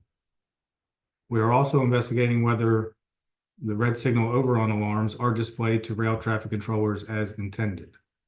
As immediate mitigations, Metro Rail stopped conducting this type of test during passenger service hours, conducted a safety stand down, and has moved this part of the testing procedure to a different test document that Metro Rail plans to restrict to out-of-service track segments. Furthermore, following extensive follow-up from the WMSC, Metro Rail departmental leadership have committed to review other procedures governing train control and signals work to identify whether there are any other similar hazards. Metro Rail has resumed other track circuit tests that were paused for investigation. We continue to gather data as part of this investigation as we do for each reported safety event. In addition to the signal system safety actions, we are also communicating with Metro Rail regarding other safety mitigations that may be required to address operational issues identified thus far. As we continue to gather additional data, complete additional interviews, and conduct other analysis, we will determine whether any additional action is required beyond the mitigations being implemented due to the investigation process. We're also investigating a red signal overrun between Noma and Rhode Island Avenue stations on July 16th that was only identified and is only being investigated to identify ways to mitigate the risk of reoccurrence due to the WMSC's independent oversight. During our routine monitoring of Metro Rail data that day, we identified communications that suggested a red signal overrun occurred involving a passenger train on the red line near the Brentwood rail yard. Metro Rail did not identify and report this event to the WMSC. Therefore, the WMSC communicated the apparent safety event to Metro Rail's Safety Department investigations team for follow-up. Metro Rail and WMSC investigators interviewed multiple personnel relevant to the investigation and confirmed that a red signal overrun occurred. Due to the WMSC ensuring this event was properly identified, there will now be a full investigation that will be presented for your consideration in the future. We have identified areas of concern related to Metro Rail's response to smoke on the roadway near Benning Road Station on July 22nd. The concerns that we are investigating include initial operational actions taken after a train operator reported the smoke, Metro Rail's coordination with the fire department, and proper activation of emergency ventilation fans. Initial information from interviews and data systems show inconsistencies in handling fan activation by personnel in the control center. Due to our oversight, Metro Rail's immediate mitigations include ensuring rail traffic controllers can activate fans in an emergency, given that only one person is assigned to the maintenance fan desk and may not immediately answer a phone call, and ensuring that controllers are aware of an emergency fan phone hotline. In this event, information was relayed through two intermediaries, the supervisors of the rail controller and the fan desk controller, rather than directly between those involved. Metro Transit Police Department personnel also reported inability to communicate via radio from the field during the event. Due to this investigation and others, we are working to ensure Metrorail has evaluated processes to ensure power is only restored when it's safe to do so following unplanned events such as these smoke emergencies. This investigation will result in a final report that will be considered at a future meeting. We are also investigating an event on July 21st involving a train operator moving a train against the normal flow of traffic without required protections. The rail traffic controller had intended for the train operator to move forward from DuPont Circle Station toward Woodley Park Zoo Station to pass the interlocking there, then reverse ends to cross over to the opposite track. Instead, the train operator reversed ends in the station and moved toward the interlocking outside of Farragut North Station, leading to a near miss of a head-on collision with a train and passenger service that was moving from Farragut North Station towards DuPont Circle Station. The rail traffic controller identified this potential collision and instructed the operator to stop. The trains came within 400 feet of each other. This investigation will result in a final report and will be considered at a future meeting. Moving to, I see some hands, so would you like me to stop, Chair Hart, and see if we have questions on those? You're muted, sir. I'm sorry, Commissioner Conklin has his hand raised. Yes, Yeah, please. before we got, Thank you. sorry, before we got too far into all of the reports, I had questions on the first two. The first with the jumper cable and the ATP system. Do you have a sense of how that short circuited the ATP system? Did it carry the signal from one track circuit to another? I'm just curious of the mechanics of how that happened. Yeah, And then on the Sure. second report, or the one you just finished, in terms of the emergency ventilation fan activation, there have been a lot of reported delays in that in a number of the different investigations we've looked at. But I was curious whether there was a performance expectation for how long after notification of the need for that it should be expected to be activated, because it seemed like the time range for activation was wide ranging, but it wasn't clear to me in any of the reports that we expect that upon the identification of need, that fan should be activated in 3 minutes, 5 minutes, 15 minutes, whatever our expectation is. So if you have any comments on those two things, I'll put my hand down and you can keep going after that. Yeah, I'll answer the fan question before I turn it over to Mr. Smith, Paul Smith, for the ATP question. So it is expected to exercise the fans or activate the fans immediately, upon notification. It's not going to be immediately due to the Metrorail fan playbook. So there is some information that needs to be passed along to the proper personnel who are activating the fans, chain markers, station locations, track numbers, things like that. And then they look up in a book to tell them how they should activate the fan based on how the train is positioned. So it should be immediately, but it's not going to be as soon as you hear a report of smoke. There is a little bit of details that have to be gathered and passed along before the fans can be activated correctly. Thank you. So again, on that topic, it might be useful for Metrorail, again, not our responsibility directly, but for Metrorail to identify the expected duration for activation in that book that the fan people are looking at, just so that there's a better understanding of how long it might take for those systems to be in effect and the incidence of smoke conditions. So thank you for that. Mr. Smith will answer your ATP question. Yeah, thank you, Adam. And Commissioner Conklin, I just want to make sure I understand your question. You're asking about the jumper that was applied during the testing of the circuit. Is that correct? Yeah, I mean, you mentioned that as a possible cause for the improper speed communication, but I'm just curious what the electronics or mechanics of that jumper causing that problem are. Yeah, so the jumper was placed across pins 1 and 3 on the circuit card to allow the circuit to be tested for the proper speed rate, speed code rate frequency at the time that they were conducting the testing. That's what they were doing. They were jumping across 2 pins on the circuit card, and then during the course of that testing, there was a train on approach, and the ATC mechanics attempted to restore the track circuit back to its normal operating conditions by placing the switch on the front of the power amplifier circuit card back to the normal position. In doing so, that's what led the improper speed rate code to be sent to the train in that track circuit. Thank you. And Chair Hart, Commissioner Rouse has his hand raised as well. Yes, Commissioner Rouse, please. Sure. And I guess it's, if you want to continue on and do questions at the end, I can. I think I had on these two as well. So really let me know what you want to do here.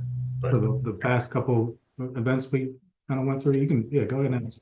Sure. Well, on the fan issue, I think we've seen this before, right? And that's dispatcher doing the fans. There's a binder, but then they don't actually follow what's in the binder in terms of procedure. So I think a lot of this discussion over the activation of the fans in emergency situations in the power desk has always come back to division of responsibilities. So, my personal perspective is maybe they're fixing a problem that in the worst case scenario, there's no way for the dispatcher to easily turn on the fan if everything else melted down.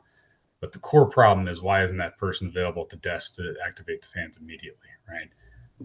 They're not fixing the core problem, and this problem has been a problem since these fans have been in place in these tunnels forever, as far as I know. So I think that's an issue that I'll just put out there again, I don't think they're fixing anything. They're not solving anything. I'm worried they're going back to where they were before with overloading the dispatchers or the RTC with too many responsibilities and expecting them to manage train movements and then look through a binder to figure out what to do with the fans. It's just not appropriate in my mind.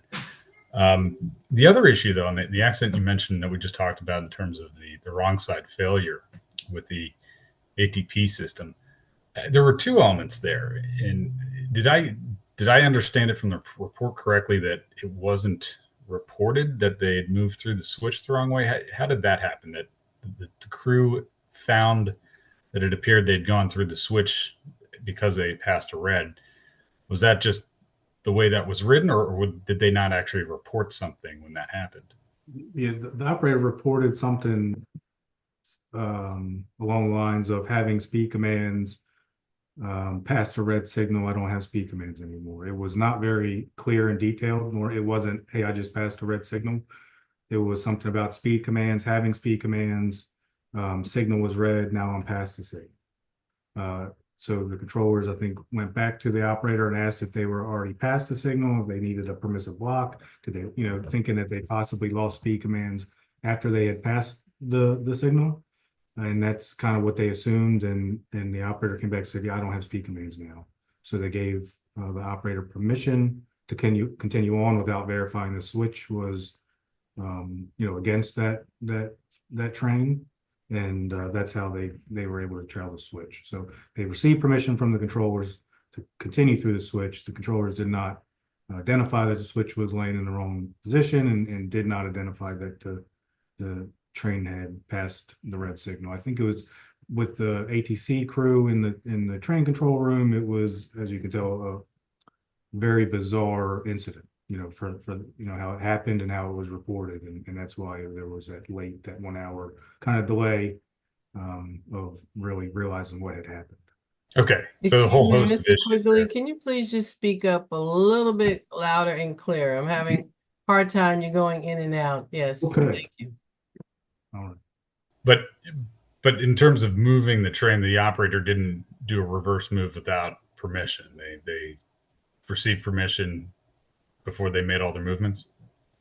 Yes, correct. Okay.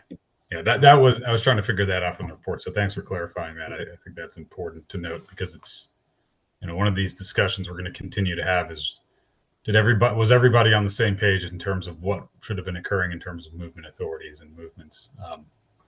I'll say, as for the ATP issue, I mean, this has always been the issue with these systems, is these wrong side failures on fringe situations that nobody thought through when they went through the failure modes, right? And something we'll have to be very careful of as we get back to ATC operations and ATO operations. Again, I don't want to, I mean, you can compare the operational issues from manual operations and this. I don't want to hold them in the same light, but these are the types of things that we typically see issues with the ATC ATP system, are these fringe cases where you have wrong side failure. And so that's where a lot of the focus needs to be. It's not the known failure scenarios that everybody's drilled through 100 times, right? These systems, everybody's looked at those. These are the situations we typically see where everybody scratches their head, and it's because, well, we didn't think somebody would do that, right? Nobody thought they were going to do maintenance at the time they were running revenue trains. And so, yeah, it wasn't looked at. That's where we need to put a lot of focus in terms of these scenarios, in terms of especially maintenance, because this is where you see it a lot with these types of systems. Somebody was performing maintenance, it overrode something. Nobody thought they were going to do that, or nobody expected that when the system was designed, and we ended up with a wrong side failure. So I think that's, this is a good, case to look at and say, okay, what other maintenance activities? And it sounds like that's something they're looking at internally and something we'll be working with them on. But I think this is one of those pivotal confidence builders in terms of putting the system back into play, is have they looked at all these fringe elements, which typically lay into maintenance activities. And anytime you have a situation where you could potentially override the safety system, as Commissioner Conklin was referring to. And so we'll have to take a close look at where this plays out with this and any similar incidents in terms of maintenance activities on the ATP system itself. Commissioner Rouse, I'd like to thank you for that, because you actually drilled into the question I had in my head, but you know more about the construct of these systems to explain it. No, certainly. Because I'm thinking the same thing, I'm sure. So, as are all of us probably. So what is it that I'm not understanding? And I thought the person who gave permission to move would know what aspect the switch was in. That is part of their training and something they should recognize before you move the train, correct rail, speed commands, and permission to continue. So I had permission, had a permissive block to move, did not verify correct rail. Commissioner Rouse, did you have a question?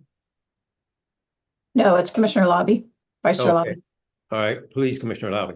Not a question, and I'm sorry I missed part of the discussion. I'm in a rainstorm right now, and I couldn't hear the full discussion. But I just want to point out that the use of these jumper cables, this has been an issue with the grade crossing equipment for a number of years, and they put processes and procedures in place to make sure that those that basically maintain these safety critical systems like a grade crossing, keep track of these jumpers and make sure that they're removed. And I remember the case of the accident. A jumper was left in place, and it basically disabled the gate operation, and someone was killed at the grade crossing because they got no signal. So as Metro, goes through this and finds out what's going on, processes and procedures to make sure that when jumpers are applied, that they're removed before leaving the site, what would probably be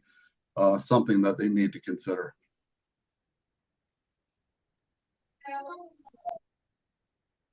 So this jumper was on, sounded like it was on between two nodes on a board.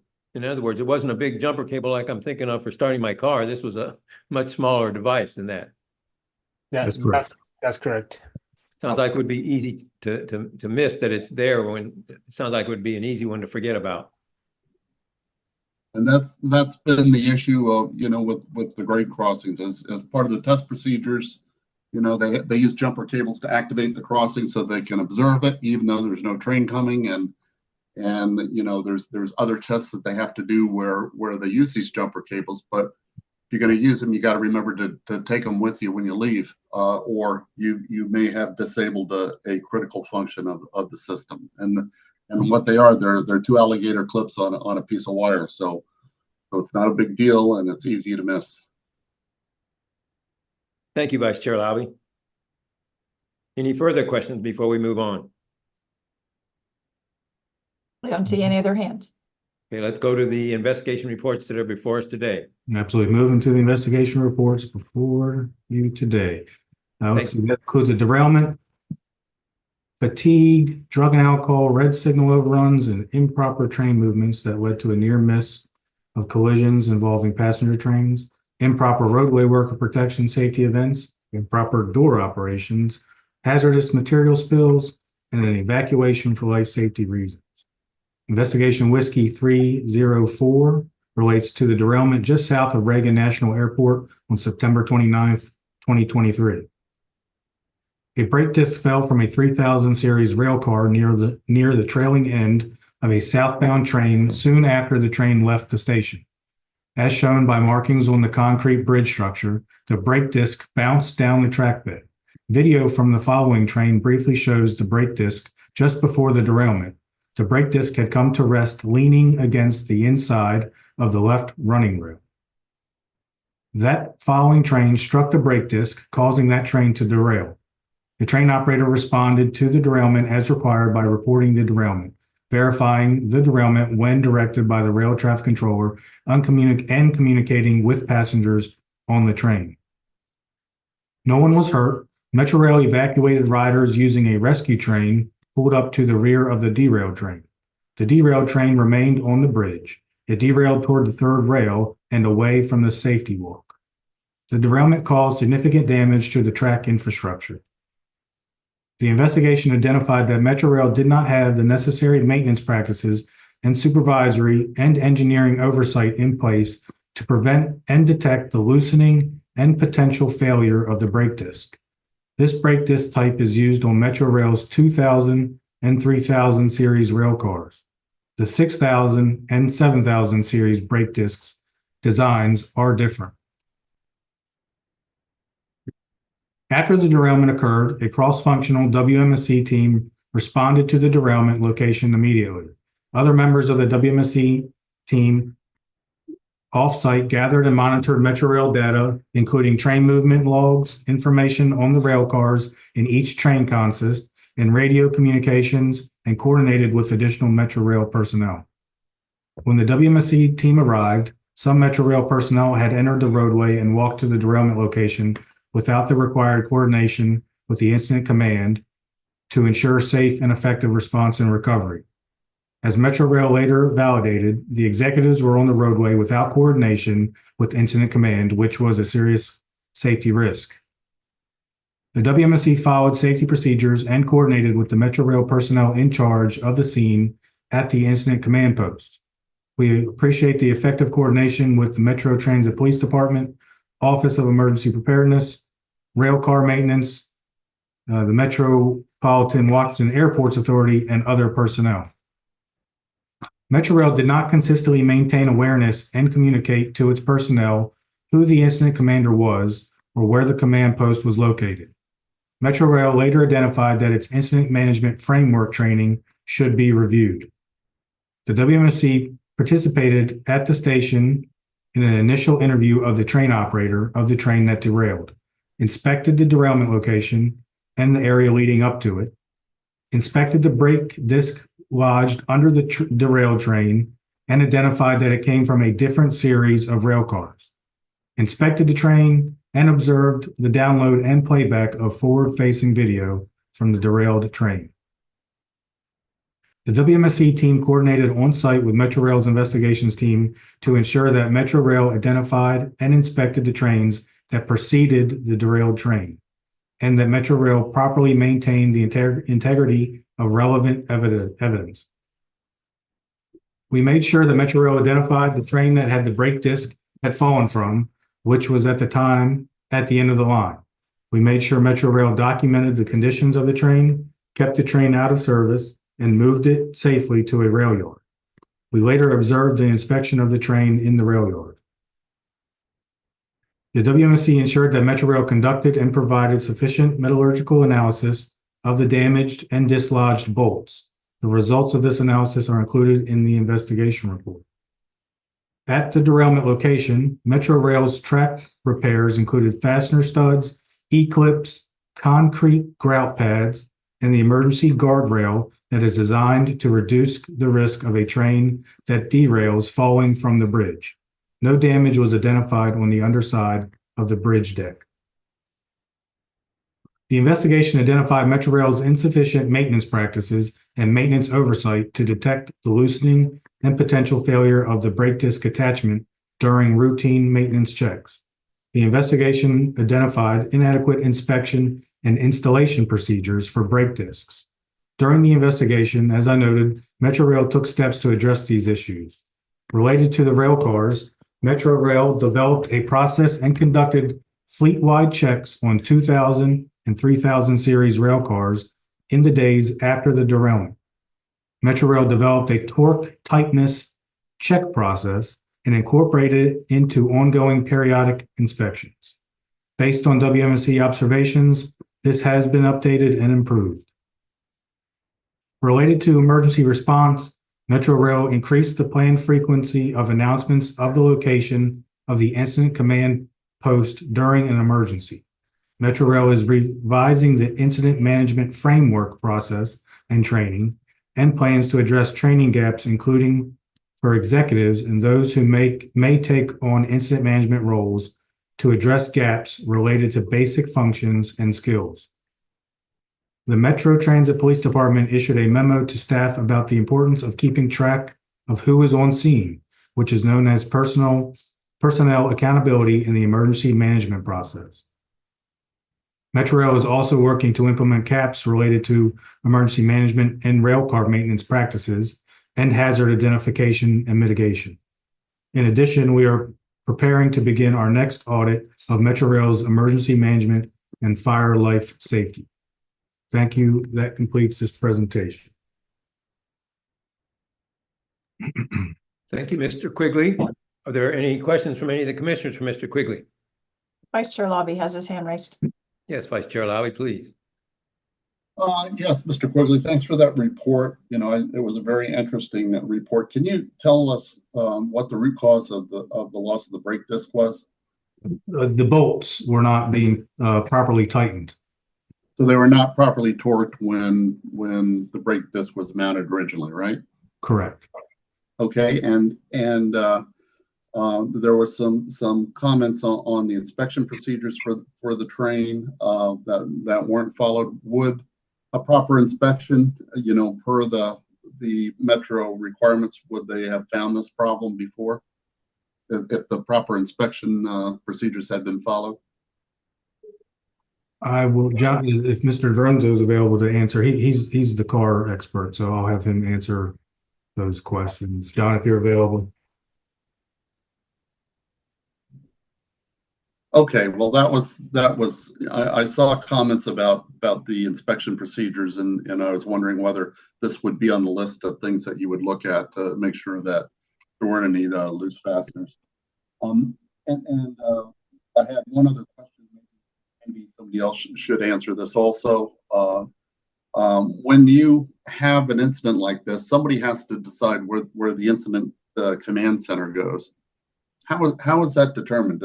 And who's responsible to do that? Does somebody just say, well, we're going to put it in this station, or we're going to put it in that one? Or are there any rules of how you pick out where you're going to put the incident command that people could be aware of so that they know where it probably is? Yeah, I will have to pass that one as well to if Mr. Walker can answer that. I believe it's just coordination with transit, Metro Transit Police and the fire department, local fire department. Yep, Mr. Quigley, yes, you are correct. It evolves. The first Archer person on scene is in charge until the first Archer supervisor gets there. Then when the MTPD gets there, they then become in charge. And then once the fire department gets there, they then set up an incident command, and they'll determine based on the best place for it, based on staging of equipment. They're going to determine where that is going to be. And I see Mr. Lorenzo turned his camera on if he has something to add as well. Yeah, I finally got Zoom to work. It was locked up on me. Yeah, as far as the inspections, the daily inspection, you may have been able to see it. They are safety wired. You may have been able to see if any of the safety wires are broken. However, some of the bolts we found on scene were still safety wired even after they had broken. So they may or may not have been able to see it on a daily inspection. However, during their periodic inspections, they should have been able to find that. Thank you, Mr. Torenzo. I had one other question that had to do with the car. One of the parts of the report talks about the collector shoe that was basically broken off of the train that lost the brake disc, and that there were several, I guess, circuit or fuses or circuit breakers tripped. But it said that the operator would have no way of knowing that. You know, if you do lose a shoe and have one of these blown fuses, how is that detected? Is that the daily inspection, or is that something? You would see it on a daily inspection. The fuses have indicators on they're part of the collector assembly, and they have indicators that pop out if the fuses are blown, and visual, you would see if the shoe was missing. But because this is a legacy car, they do not have anything on board that would actually tell the operator that they had lost the shoe. So you would basically rely on the daily inspection to pick up this defect, right? Yeah. Okay, thank you very much. Chair Commissioner Rouse has his hand raised. Yes, Commissioner Rouse, please. Yeah, thanks. I think to a point, Commissioner Lobby kind of illustrated my issue here, and I think the conclusion, I was unclear as to what happened. Right? It says doesn't have the necessary maintenance practices and supervisory and engineering oversight in place to prevent. Okay, did they not torque it correctly? Was the instruction correct? It appears that the metallurgy reports identify that the bolts had not been torqued correctly, and they had worked loose, and then eventually were able to break off. Okay. So but it wasn't an issue with the procedure, I'm assuming, because these brakes have been around for a long time. We haven't seen a systemic issue with the wrong torque. So it's just, presumably they torqued it incorrectly to begin with, and they didn't have a good process to verify that before it went out in the field. Yeah, and I think they reworked the procedure to make sure they used a cross torquing pattern rather than just going around in a circle. And the legacy cars have had issues in the past with brake discs coming off. It wasn't this type of disc. It was a different manufacturer at the time. Okay. Yeah, that was going to be my second question is, have we seen this? Is this a one-off issue? Have we seen this in the past as a prevalent issue? Because you mentioned the safety wire, and that's one way of doing it. You could also torque mark it, but that has its own disadvantages. Is this a systemic issue, one-off issue? Because I imagine there was something you were trying to get at by putting this broader statement in terms of oversight. What is it that Metro needs to do here that's falling short, or was it they just didn't do their job that day?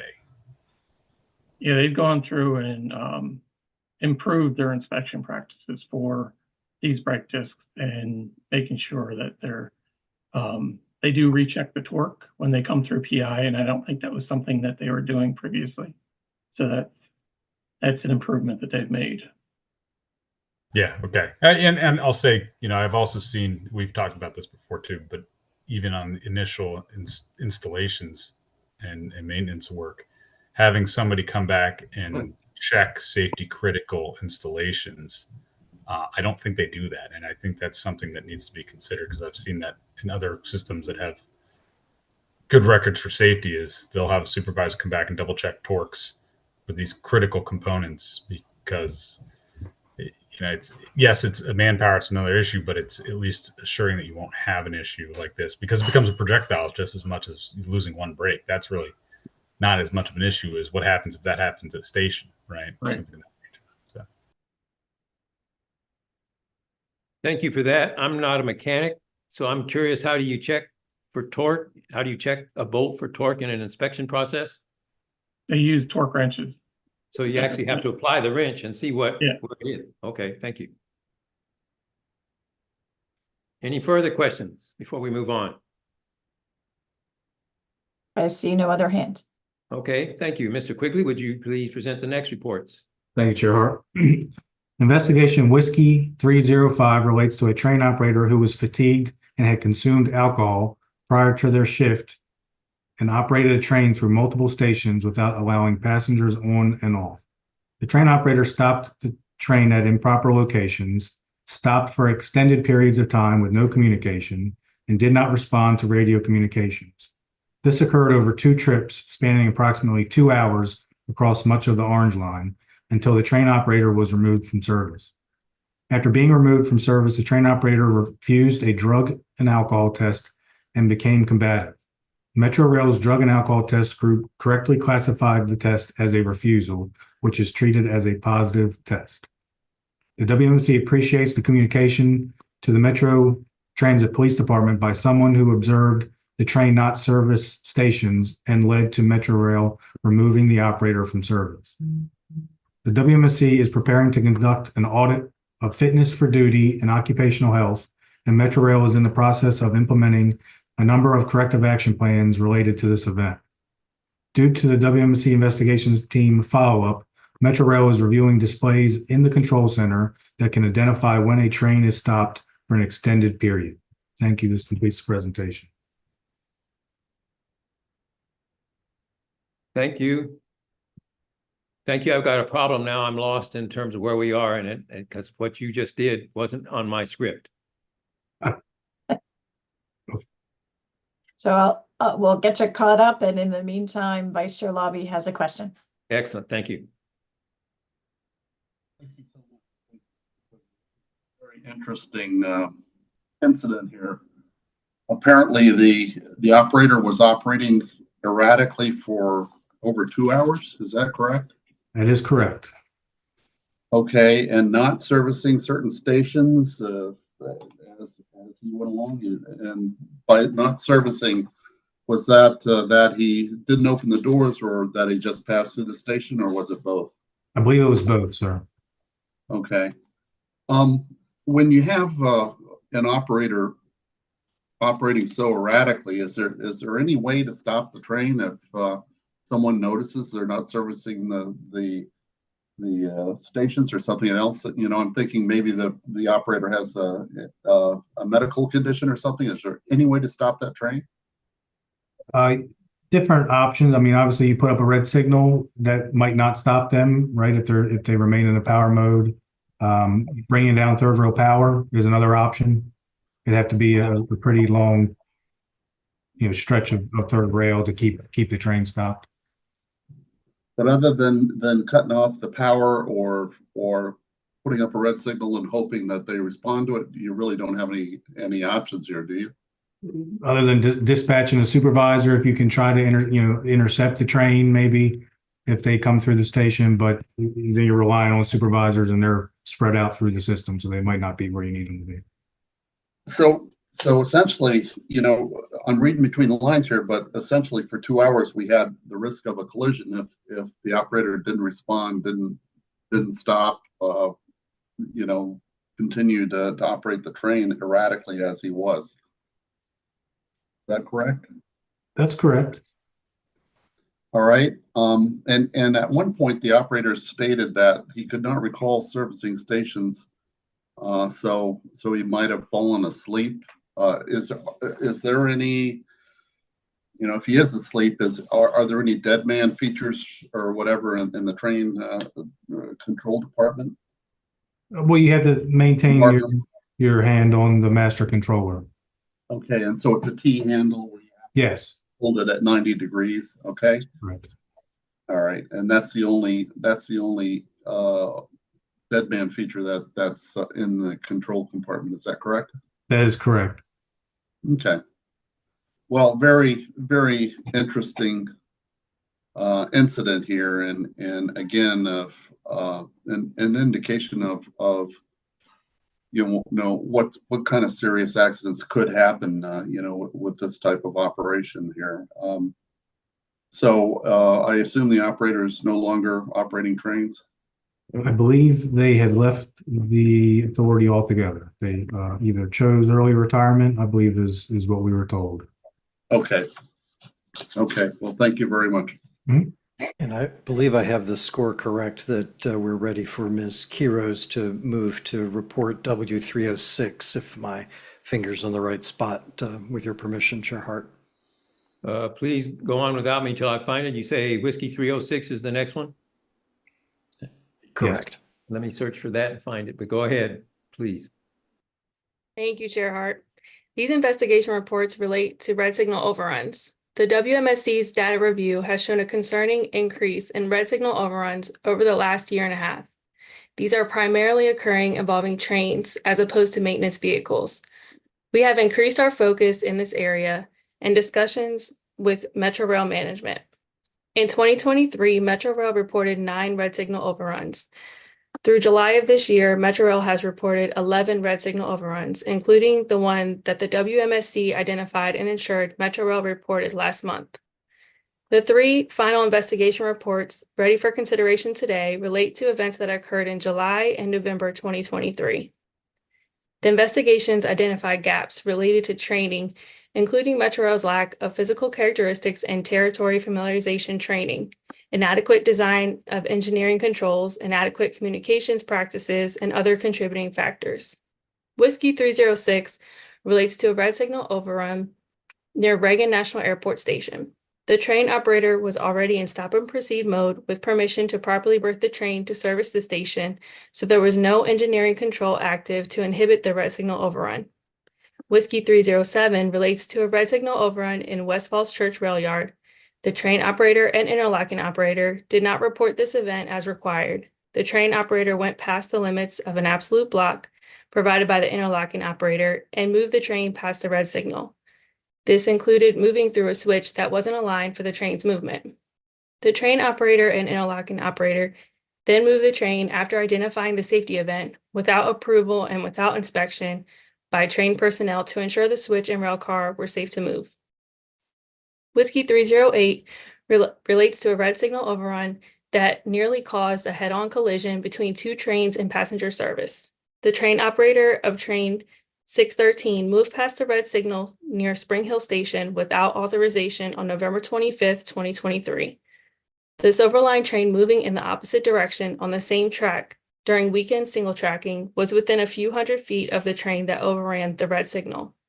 The train operator of train 613 stated in an investigative interview that they had incorrectly believed that the rail traffic controller provided protective block to the next station rather than to the red signal. The controller planned to provide a lunar or proceed signal after the oncoming train cleared the single tracking area by crossing over to the other track to service the station. As a result of these investigations, Metro Rail highlighted red signal processes with operators, reminded interlocking operators to be specific with instructions to operators, increased quality checks, is progressing a point and call program, and increased the safety department's review of training and communication processes. Metro Rail is also implementing corrective action plans to address WMSC findings related to acceptance of noncompliance with operational rules and lack of physical characteristics training and qualification, and Metro Rail's noncompliance with its train operator certification requirements. The WMSC and Metro Rail Safety Department continue to discuss with railcar engineering the opportunity to improve engineering controls, such as stop and proceed mode on existing rail cars or the next generation of rail cars, the 8000 series, so that it resets after actions such as door operation or key up, key down, if feasible. Metro Rail designed stop and proceed mode, its mode awareness tool, to ensure that operators acknowledge that they would be moving a train with 0 speed commands prior to doing so, as this is only allowed with specific permission from the control point due to the risk of collision or derailment. Thank you. That completes this presentation. Thank you, Ms. Quiros. Are there any questions from any of the commissioners for Ms. Quiros? Well, they both popped in, but I think Vice Chair Lobby was first with some All questions. right, Vice Chair Labby, go for it. I think we'll let Mr. Rouse go first, if that's all right. Thank you. That works for me.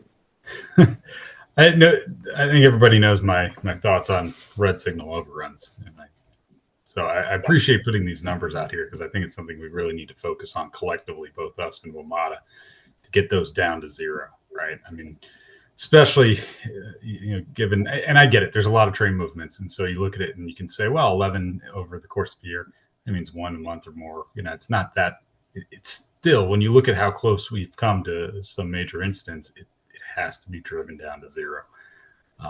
And so I won't belabor that. I think everybody knows my thoughts there, but the stop and proceed is another one of these areas where sometimes we cause more problems than good.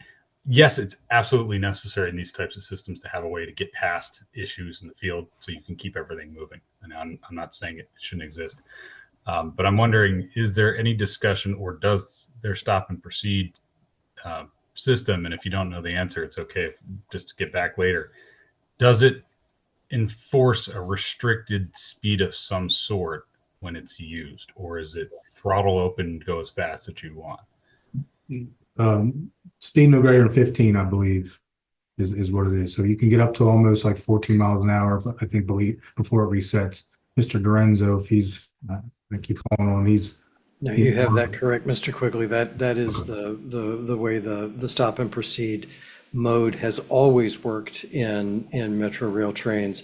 The new feature that was mentioned a moment ago is the requirement to make a specific entry to acknowledge entering the mode. But I will defer to Mr. Dorenzo if I goofed anything up there. No, you're correct. They put this in so that operators wouldn't be able to move the trains on their own, so that they would request permission to go into the stop and proceed mode, but then they are limited to 15 miles per hour. Okay, good. Because it's in lieu of just full cutout, right? This is a better solution than that by far. So I'm just curious because I think, I've seen other systems where and we've talked about the abuse of this type of functionality. And I think that's important in terms of the control and having a code entry to make sure that, yes, it was authorized and everybody understood that it's going to be stop and proceed. That's the other end of the control. The intent of the code entry is definitely to kind of push the operator to acknowledge the use of stop and proceed mode. And I'm sure you realize this, but just to make sure everyone else realizes, the ability to move the train at restricted speed in the absence of speed commands is necessary to be able to operate, say, in dark territory such as a yard or under other circumstances. So there is a need for the ability to at least move the train at a slow speed, which obviously I'm sure you understand, but I just wanted to make sure others might also understand that. Yeah, but just to be clear, this provision for entering a code, is that coming from the RTC, the train control? No, the code is randomly generated on the train itself. Okay. Yeah, see, that'd be better if you had some recognition from the RTC side that they are doing that as well, and there's a one-to-one. We certainly agree, but have to appreciate that Metro Rail is working with the technology that it has. Yeah, well, food for thought for the next generation. Oh, it was definitely discussed in some detail during the development of the system that is fielded. Yeah, so that's all. I mean, I'll hand it over to Commissioner Lobby or Chair Hart. Did we have additional questions? Yes, Commissioner, Vice Chair Lobby's hand is Okay, raised. Vice Chair, please go ahead. It was my turn, so thank you. I note that on the 308, the Spring Hill station, that it says the train operator was certified as a train operator approximately 3 months before the safety event, and it was his first day operating west of Courthouse Station. Is there any, in the certification process, is there any attention paid to familiarization with different aspects of the system? At this time, there wasn't. There will be moving forward as they launch their pilot for territory familiarization. Make sure that all operators are familiar with each line that they could possibly, operate on. Okay, so this that familiarization should have at least helped this operator know where he was. So that's good to hear. I did have one more question on 305, which I forgot to ask. With automatic train operation, will the implementation of ATO, will that allow the operations center to basically stop a train? Yes, they could place a hold at station. Okay, so they can automatically pull that train from service then. I Thank you. believe it's, you can hold a train with doors closed or hold a door with the trains open. Those are the two options. Okay. Thank you. I'm not sure I understood that last line of question. You're saying there's a remote capability to keep a train from operating? If Metro would return to ATO, automatic train operations, there is a feature that the RTCs, the controllers, can hold a train at the platform. So the system would basically tell the train to hold with the doors open or the doors closed. So that is a feature of the ATO system. I see. Thank you. So that would take care of the situation where you had an operator operating erratically. Without ATO, you'd have no way to stop that train except with a red signal, and hopefully that he would obey that. But with ATO, it sounds like they have the ability to push a button and stop a train. Right. Any further questions? So my script has Ms. Keyrose presenting whiskey 309 through 312 next. Is that correct? No, I'm up. I got you. Don't worry. We'll continue on. On which numbers? 309 through 312 is mine. Oh, I see. Okay, that's you. Okay. Well, please go ahead. Absolutely. These investigation reports, whiskey 309 through 312, relate to improper vehicle movements. 3 of these events involved a near miss of head-on collisions. In 2 cases, the trains were within hundreds of feet of each other. In 1, the trains came within about 100 feet of a collision in passenger service. In the 4th event, a train carrying passengers improperly moved into a connector track between a blue, orange, and silver line track and the red line. The investigations identified causes and contributing factors, including Metrorail's noncompliance with its train operator certification requirements, which led to the WMSC's February order requiring Metrorail to correct these issues. The investigations also identified ineffective communication practices, insufficient supervisory oversight of operational rules and procedures, fatigue, progressing personnel through training who have not demonstrated the necessary competency in safety tasks, a lack of process for train operator change-offs, insufficient operational planning, and Metrorail's insufficient jumper cable policy. Investigation Whiskey 309 relates to an event at Federal Center Southwest Station on April 26, 2023. A train operator who Metrorail had placed into service and assigned to operate trains in passenger service despite not meeting Metrorail's train operator certification requirements, did not understand instructions from the rail traffic controller, was not familiar with the location of Metrorail's switches, interlockings, and signal system indications, and improperly moved a train that had just gone out of service against the normal flow of traffic without permission or protection, creating a near miss of a collision with a train carrying passengers. Because moving against the normal flow of traffic creates the risk of collision, Metrorail only permits such movement under an absolute block. The train operator had not received an absolute block, and such a block could not have been safely provided to the next station.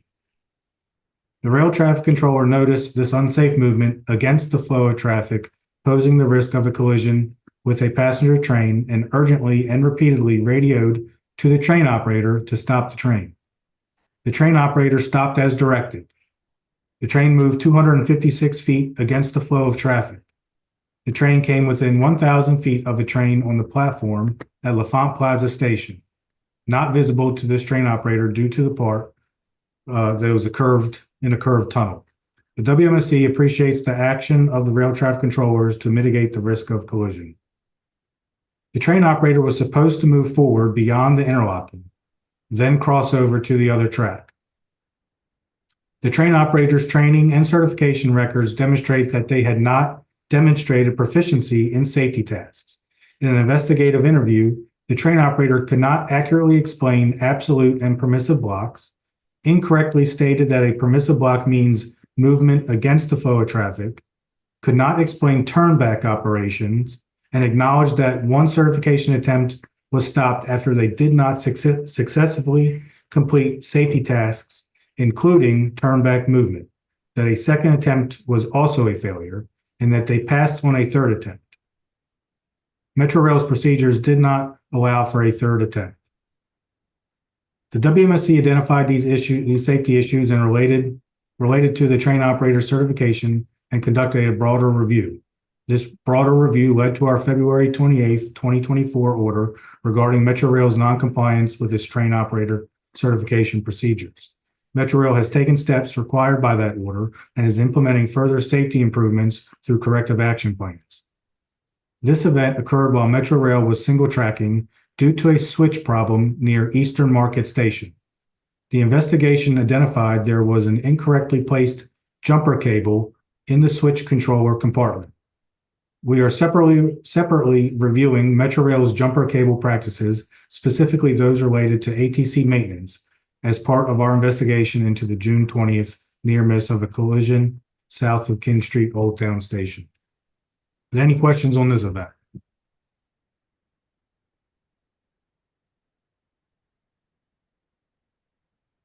No questions on that event? No, I'm sorry, got Chair. two. Art, Well, both at least two. Commissioners Rouse and Lobby have raised their hands. Okay, who was first? I'm gonna pick Rouse again. We're just rolling dice at this point. Just a quick question. I mean, I'm not going to belabor the certification. I do think that's a good thing that we've been working on with WMATA is to improve driver certification. That's a must. And you can see it flowing down on some of these events, knowing that they're past events in these cases. But it just underscores the criticality of familiarization and, you know, whether it's territorial, just with the equipment itself, it's critical to have a good certification program in place. But what I don't understand from your graphic here is did that train, the gray train, get past signal 02 or whatever signal number that is? Because it seems like these two trains are in the same block in the first place. And that I don't understand how that could happen. Okay, so the bottom track, the bottom line, let's say is track 1. So it's if you look at the train at LaFont Plaza, the arrow's pointing to the right. That is the flow of traffic. So you can see, I think we switched it back. The gray train at Federal Center Southwest on track 1. So they are moving on track 1, and they should have cleared 04 signal. Went through 02. 02 signal was clear, was a lunar. They should have cleared that signal, cleared 04. And when they clear 04, they turn the train off, key down, and walk through the train to go to the opposite end, so they can bring the train back and cross it over. So what this operator did was just reverse on the platform at Federal Center Southwest and started moving back to where they just came from, towards LaFont Plaza, the blue line, the blue train there. Okay, so they never got past signal 02. And No. Are we seeing anything in this graphic? Isn't there a block between them at some point? Because how did the blue train get into the same block? Right. I realize the operator made a mistake, and I don't. It sounds like there's no rule for permission to do a reverse move within your own block, which is typical because if you own the block, you own the block. But how did they come so close? Was that blue train actually stopped at a signal? Or are we missing a signal there, or were they in the same block at the same time? I just don't understand that. Yeah. When you say block, are you referring to like the track circuits or just? Yeah. Okay. In order for this, obviously they're running towards another train at some point, right? So either they're on the other side of a signal or they're not. You know, from the graphic, I don't know if we're missing something or they're occupying the same place at the same time, which they should never have been. No, I think when you refer to block, it's more like the FRA version of a block. So you can have trains on Metro system technically in the same track circuit area, but the ATP system is keeping the distance, you know, between them. So the ATP system is keeping the trains separated in these blocks or track circuits. Yeah, I mean, I guess that we need to. I don't want to pull everybody down in this discussion today, but I don't see how that should be allowed, how you can get, because if you're not operating an OTO, and I can see you could subdivide track circuits into smaller, circuits themselves. But if you have an absolute signal, you have an absolute signal. And so you would need permission to get past an absolute signal to get into another location. So you've got control points, which is at any of your switches, but then you have intermediate signals traditionally, right? And so Yeah, the whole point of an ABS system is to not allow two trains on the same section of track at the same time. And from this scenario, I don't see how that was protected against. Right. I got you. It is a little different, coming from the FRA world as well. So blocks, you think from signal to signal, home point, there's multiple track circuits between stations and interlockings on the metro system. And then trains can be right next to each other in different track circuits, and the ATP system is regulating the distance by speed. So like in this situation, if that train on track 1 at L'Enfant was to leave, they would have some restricted speed commands, probably 15 miles an hour, if any. And that's keeping the separation. Okay, so it's effectively being allowed to go into the same block, but with restricted speed. Yes, yeah. The speed commands dictate how far a train can move before it has to stop, because there might be a train ahead or occupancy ahead. Okay, but I mean, therein lies the problem with this scenario, right? Especially in a system like WMATA, where you have curves and you don't have good lines of sight. A big open freight railroad with 1,000 mile, thousands of miles, and blocks that are 5,000 feet or more. If you say, okay, you can get past that red signal, inch up at restricted speed to the train in front of you, half the distance, and you're going to slowly creep up till you see it and stop. That's one thing. And we still have enough issues as it is with trains running in the back of each other in those scenarios. This is a problem, right, in and of itself, to even be set up in this type of scenario. So I don't think we have enough material to discuss it today, but I'm worried that to even be presented with this situation is something that needs to be investigated a little bit as well. Yeah, definitely. Sounds like something for our next work session. I think we could probably walk through and really dive into it if you'd like. Yeah, certainly. Thank you. Because I mean, you understand it from where I'm coming from here in terms of the way the block is situated. And it's just, I worry with sight lines the way they are in a transit system. It's inviting this type of scenario to happen, where you have one operator decide to go against the flow. Right. And where normally you would expect to have at least a block of buffer on an ABS system. If it's not there, that's. Yeah, and just to add this, I mean, this picture is it's not showing the different track circuits. So it looks like it's one track circuit, one block, but it's not. There's probably a good handful of track circuits between those two stations. Yeah, and that's what I want to get at too, because it may just be an illustration of issue here. Yeah, yeah. Thank you. That's all I've got. Okay, thank you, Vice Chair Lau. Your turn. Thank you. I share some of Commissioner Rouse's concerns on this one, but what struck me in reviewing this particular accident was that we have 8 caps in place that affected improper train movement, and in this one we have issues with operating against the flow of traffic. We have bad radio procedures. We have certification issues. We have familiarization issues. And again, we have these 8 caps where we've already identified the problems, and still we're having these types of incidents. With this particular incident and any improper train movement, we have the risk of collision.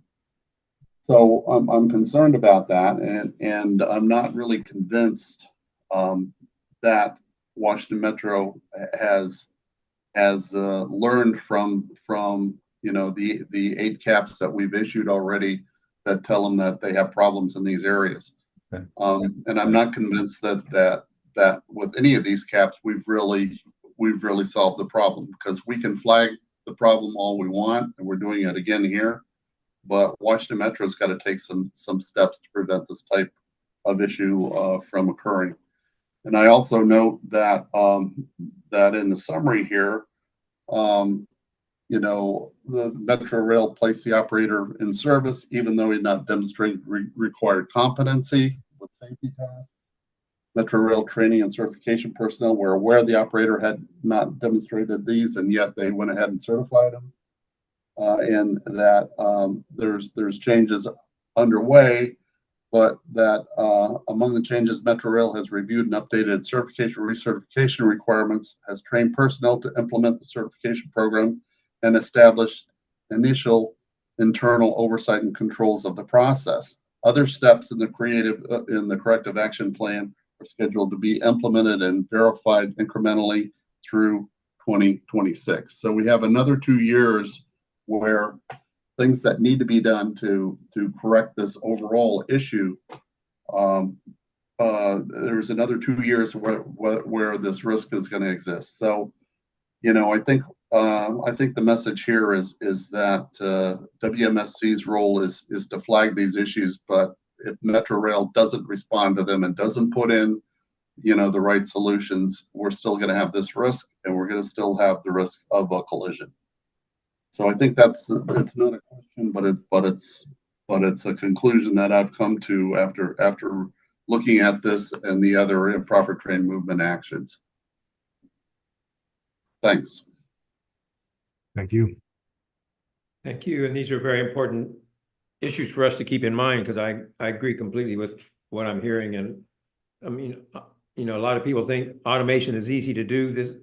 This is one of many demonstrations that automation ain't so easy after all. And we, when I'm concerned that we're dealing with people who think automation is simple, and automation is quite complex and can actually make things worse if done improperly. So I'm going to do all I can in this position to help keep that from happening, and I'm sure so are all of you. So thank you for that. Are there any further questions on this event? Mr. Quigley, if you would go on to, I guess, Whiskey 310, is that the next one? Absolutely, yes, sir. Investigation Whiskey 310 relates to a train carrying passengers that was improperly moved into the connector track between the blue, orange, and silver lines and the red line between McPherson Square Station and Farragut North Station. The train operator who had completed a break was directed to take over train 621 at Metro Center. Instead, the train operator took over an out-of-service train from an operator who was expecting to be relieved by someone who would take the train to Shady Grove Rail Yard. The operator who took over put that out-of-service train in passenger service and identified themselves as train 621 rather than train 813. The actual train 621 had not reached Metro Center. This contributed to operational confusion. When the rail traffic controller provided a route for what they thought was train 813 to move to the red line, the train operator moved forward past the flashing lunar signal indicating a diverging route and threw the switch into the connector track. The train operator then reported the improper movement with passengers on board. Metro Rail moved the train back to the station platform so riders could get off. Any questions on this report? Thank you for that report. You really can't make up some of these things. Any questions?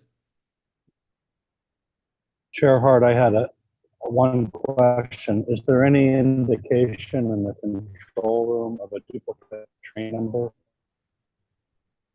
Couldn't catch. Could you repeat yourself, please? Yeah. You're breaking up. It sounds like the operator, I'm sorry, it sounds like the operator used a duplicate train number to identify themselves. Would that have flagged any sort of response in the train control room? Yes, but I don't think if you look at the picture, it didn't look like they had updated the train. When they had keyed up, it still is showing the 813 out of service. So I believe the only thing that operator did was announce that they were 621 over the intercom and put the train in service. So the intercom was just on the train PA system, not. Okay, thank you. Yeah. But there is a way to detect duplicate IDs in the AIM system. if the system knows that that's the ID that the person is using. Correct. It's a small little item at the bottom of their screen that tells them a train ID was used again and where the current one is. Are there any further questions regarding this one? Yes, Chair Hart, Vice Chair Lobby's raised his hand. Yes, Vice Chair Lobby, please. I'm just wondering, where is the supervisors in these situations? Are not the rail supervisors supposed to be directing, what trains an operator should be operating, or is there any checks and balances to make sure that the supervisor is included in these discussions? I know that a rail supervisor, ended up moving the train back to McPherson Square in the end, but where's the supervision in all this? Where two operators just decide how they're going to do this? I mean, isn't there another level that should be engaged? Yes, and I'm calling Mr. Walker again just to make sure the rules is still intact because they've been changing some rules. There should be a supervisor dispatched to kind of mediate this pass off of two trains. The supervisor knows what is exactly supposed to happen with the trains and operators, and they're there to kind of babysit to make sure that it goes well and see that the trains are passed off correctly. This was not the case. There was a supervisor close by that could board the train and bring it back out of the connector track, but they did not supervise the pass off. And they should have. They should have. Right. Okay. I think a lot of the issues that we see on Metro Rail have to do with supervision and supervisors, basically enforcing the processes and procedures, but in this case, guiding this operator to make sure that he's on the correct train, and without the supervisor's go ahead, I would assume that those transfers shouldn't happen. Correct. All right, thank you. Mm-hmm. Thank you for that. Any further questions on this report? Just to follow up on that, is it actually Metro's procedure that a supervisor be present at the handoff of a train, or is that a desired state we think it should be? It was my time in the control center. It was required to have a supervisor in place. But again, I mean, you had an operator who just wasn't even supposed to do this change off. It was to take a different train. So maybe the supervisor, wasn't on the lookout because it wasn't the correct operator, or that train hadn't arrived yet. But there is supposed to be a third person standing there that says, yes, operator A, you're out of service now. Operator B, you're in charge. Right. And the main reason is the main reason is because of this platform is a side platform. So it's not like a center platform where the operators can just walk right by each other, shake hands, kind of give the little briefing and continue on. There's some stairs, crossing over, you're on different ends. So that's why the supervisor is required. Okay, thank you. Thank you. Are there any further questions on that event? Okay, Mr. Quigley, the floor is yours again. Investigation Whiskey 311 relates, let me make sure I'm on the right one. That's the one I show you on. Okay. 311 relates to another improper movement at Federal Center Southwest Station on September 23rd, 2023. Train operator not familiar with the location of Metro Rail switches, interlockings, and signal system indications improperly moved the train against the normal flow of traffic without permission or protection, creating a near miss of a collision with a train carrying passengers. The operator was supposed to move forward past the interlocking, then move back through the crossing over to the other track to operate in the normal direction of traffic. Instead, the operator reversed operating ends in the station and moved against the normal flow of traffic. So very similar to the one earlier, they were supposed to clear O2 signal and turn, key down a train, walk through, reverse ends, and then be brought back over onto track 2. They reversed on the platform, and continued to LaFont Plaza where there was a train on the platform. The train moved more than 442 feet against the flow of traffic at speeds up to 10.7 miles per hour. The train came within approximately 800 feet, 1 1/3 train length of the train holding on the platform at LaFont Plaza. Again, train was not visible because of the tunnel was in a curved area section of Metro Rail. The rail traffic controller noticed this unsafe movement against the flow of traffic, posing the risk of an imminent collision with a passenger train, and urgently and repeatedly radioed to the train operator to stop the train. The train operator stopped as directed, utilizing normal braking. The WMSC appreciates the action of the rail traffic controllers, again, to mitigate the risk of this collision, possible collision. Train operator in this event had been designated as certified despite not meeting Metro Rail safety requirements for their most recent certification. Even though written exam scores on operational rules and procedures were below Metro Rail's requirements, Metro Rail designated the operator as certified in August 2023. Now, this was part of our review of train operator certification records that led to our February 2024 order, and that Metro Rail is now taking action due to our order to improve safety. Metro Rail has provided documentation that is now properly certified active operators and has developed and begun to implement a new train operator certification program and internal oversight as part of the corrective action plans required to address the findings in that order. Among the changes, Metro Rail has reviewed and updated its certification and recertification requirements, trained personnel to implement the certification program, and has established initial internal oversight and control on the process. Other steps in the corrective action plan process are scheduled to be implemented and verified incrementally through 2026. Lastly, one near miss of a collision or derailment involved a train moving through a switch not aligned for the intended movement after the switch was clamped in the incorrect position by a terminal supervisor.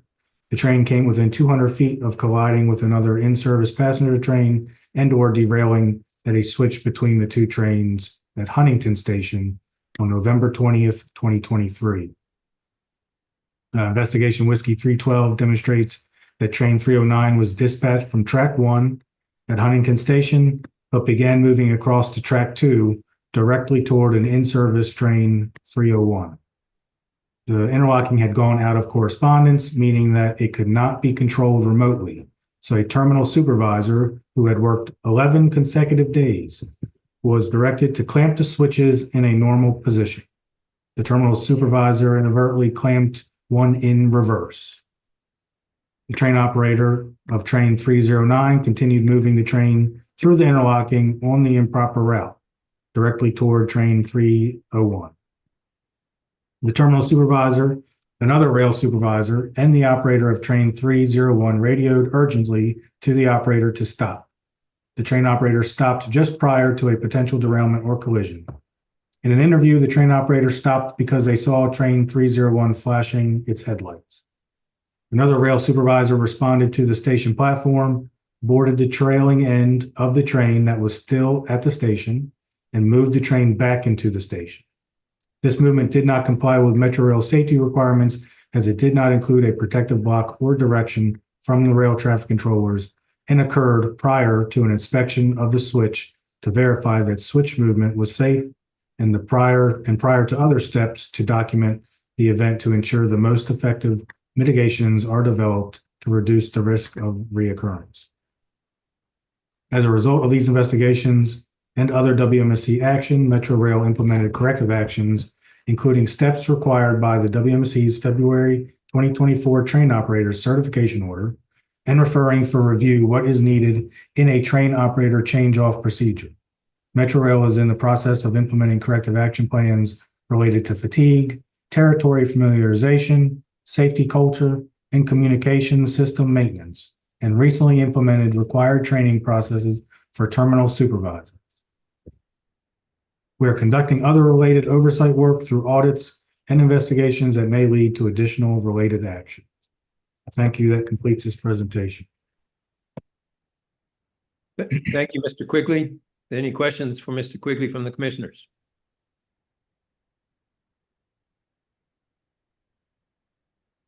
I'm not seeing any hands raised.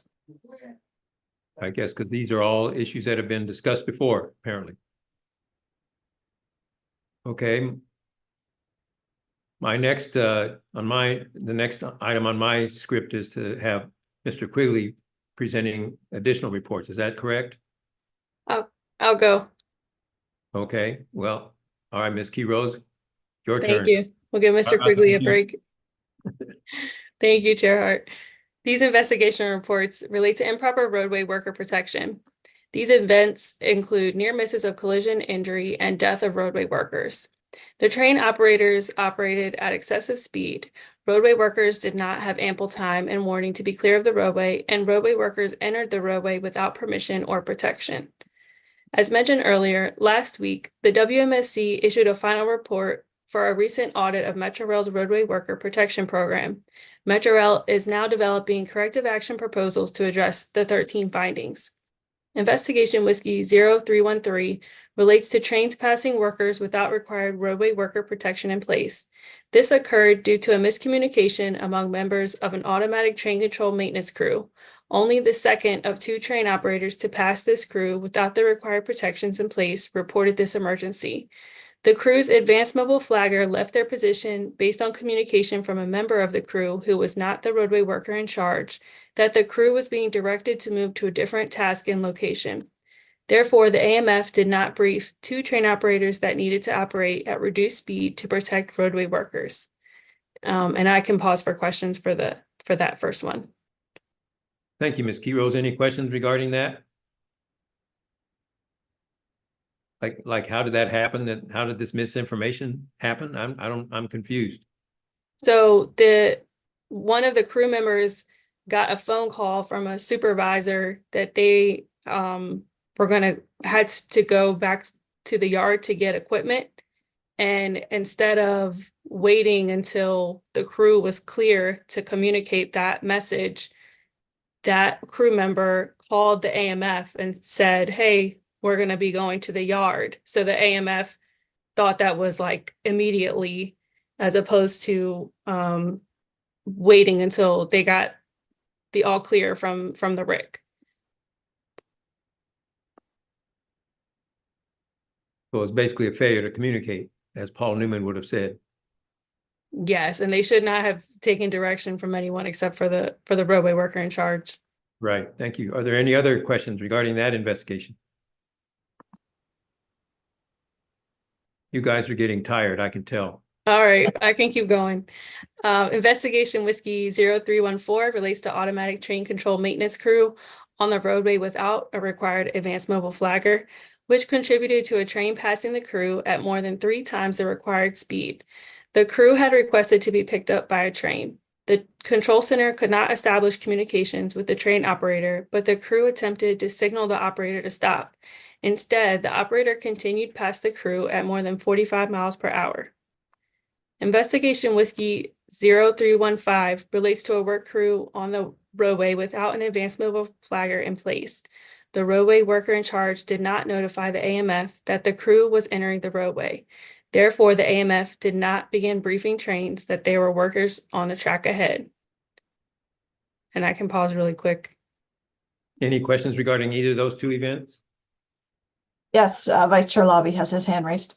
Yes, Vice Chair Lobby, please.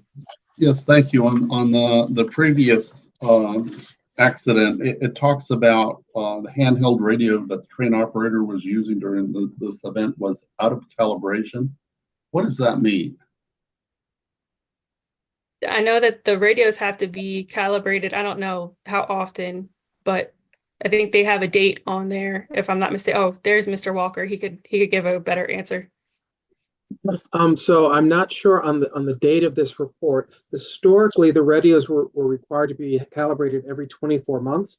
WMATA has now recently updated the radios to the 8000 series radio, I think. And what the current radio no longer requires calibration. Historically, they did. They now have a radio that doesn't require calibration. If it's not calibrated, does that mean it doesn't work? Or because the operator said that he was having radio communication issues throughout the event, and is calibration, is that just, does that have any effect on its usefulness of radio? It could, but I don't know if we know that it did in this case. In the digital world, where radios are, handheld computers, calibration generally entails bringing it into a radio shop, verifying its function, seeing if any software or firmware updates are needed, and then, returning it to service with another expiration date to bring it back in. Is that a frequency accuracy mission or what? I'm sure that's involved, but I think that's less less a factor in the digital world. With old analog radios, that probably would have been the only thing you could have calibrated. Okay, thank you. Any further questions on that investigation? Yeah, I guess also on this investigation, it says the train operator operated past the crew at more than 45 miles per hour, but we had discussed earlier that now this speed is 35 miles per hour, not 15 miles per hour. This is the situation we're talking about. Is that correct? That's correct. Okay, and under these circumstances, basically the roadway workers had to take action to get out of the way of the train. Is that correct? Yes. Okay.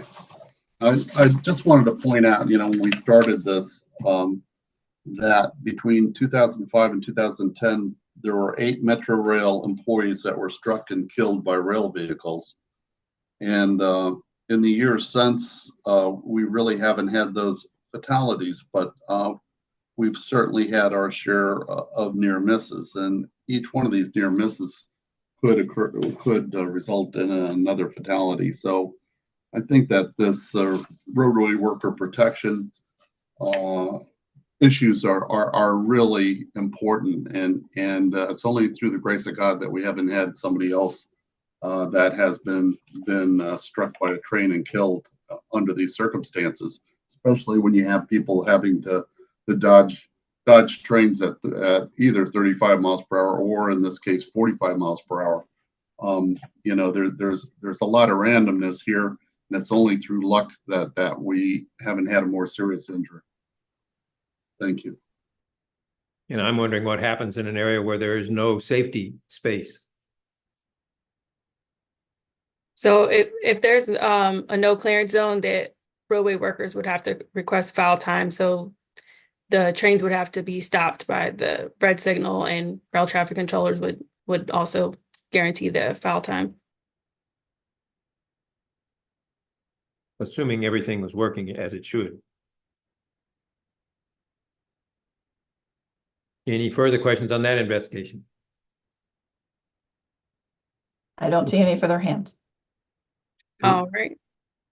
Investigation Whiskey 0316 relates to a work crew incorrectly requesting permission for a track walk from Virginia Square Station, where they were in fact at Boston Station, and then entering the roadway at Boston Station. Because rail traffic controllers believed the crew was at Virginia Square, they did not place protections in the computer system against routing trains into the area where the workers actually entered the roadway. The controllers identified the safety issue after the crew requested permission for the next section of their track walk from Virginia Square, which they had previously said they departed. Investigation Whiskey 0317 relates to a train passing workers at faster than the required speed near Willie Rustin East Station. The train operator did sound the horn consistently as required while approaching the crew. Review of train video shows the train operator was smoking a cigarette and drinking a non-alcoholic beverage while operating the train, which are not allowed by Metrorail safety rules. And I can pause for those two as well. Any questions regarding those two from any of the commissioners? I'm not seeing any hands raised. Okay, Ms. Key Rose, please proceed. Investigation Whiskey 0318 relates to 2 workers entering the roadway without permission or protection against collision and electrocution. The technicians misunderstood a phone call from the roadway worker in charge at Farragut North Station as permission to enter the roadway at Metro Center Station to set up part of the work area, When the technicians placed shunts on tracks 1 and 2 to show occupancy, the rail traffic controller notified the roadway worker in charge that they had not gotten permission to enter the roadway. Investigation Whiskey 0319 relates to 2 workers improperly entering the roadway without foul time, leading to a near miss of collision. No job safety briefing was conducted. The workers were trying to reach a fan control room and were told to stand by after requesting foul time. Instead, they entered the roadway without permission or protection. A train operator reported the unauthorized personnel on the roadway. However, the 2 workers did not communicate the near miss. The next day, a supervisor reported the event through Metrorail's safety hotline, which led to a full investigation. Investigation Whiskey 0320 relates to a track and structures crew incorrectly setting up a work zone on track 2 when they had permission and protection to be on track 1. Metrorail track numbers are identified on each chain marker placed every 100 feet on the roadway and in reference materials. This event occurred on the Green Line near Southern Avenue Station. This was identified by a train operator moving a train through the area. As a result of these investigations, Metrorail implemented corrective actions, including issuing a bulletin on the use of speed couplers during the use of local control.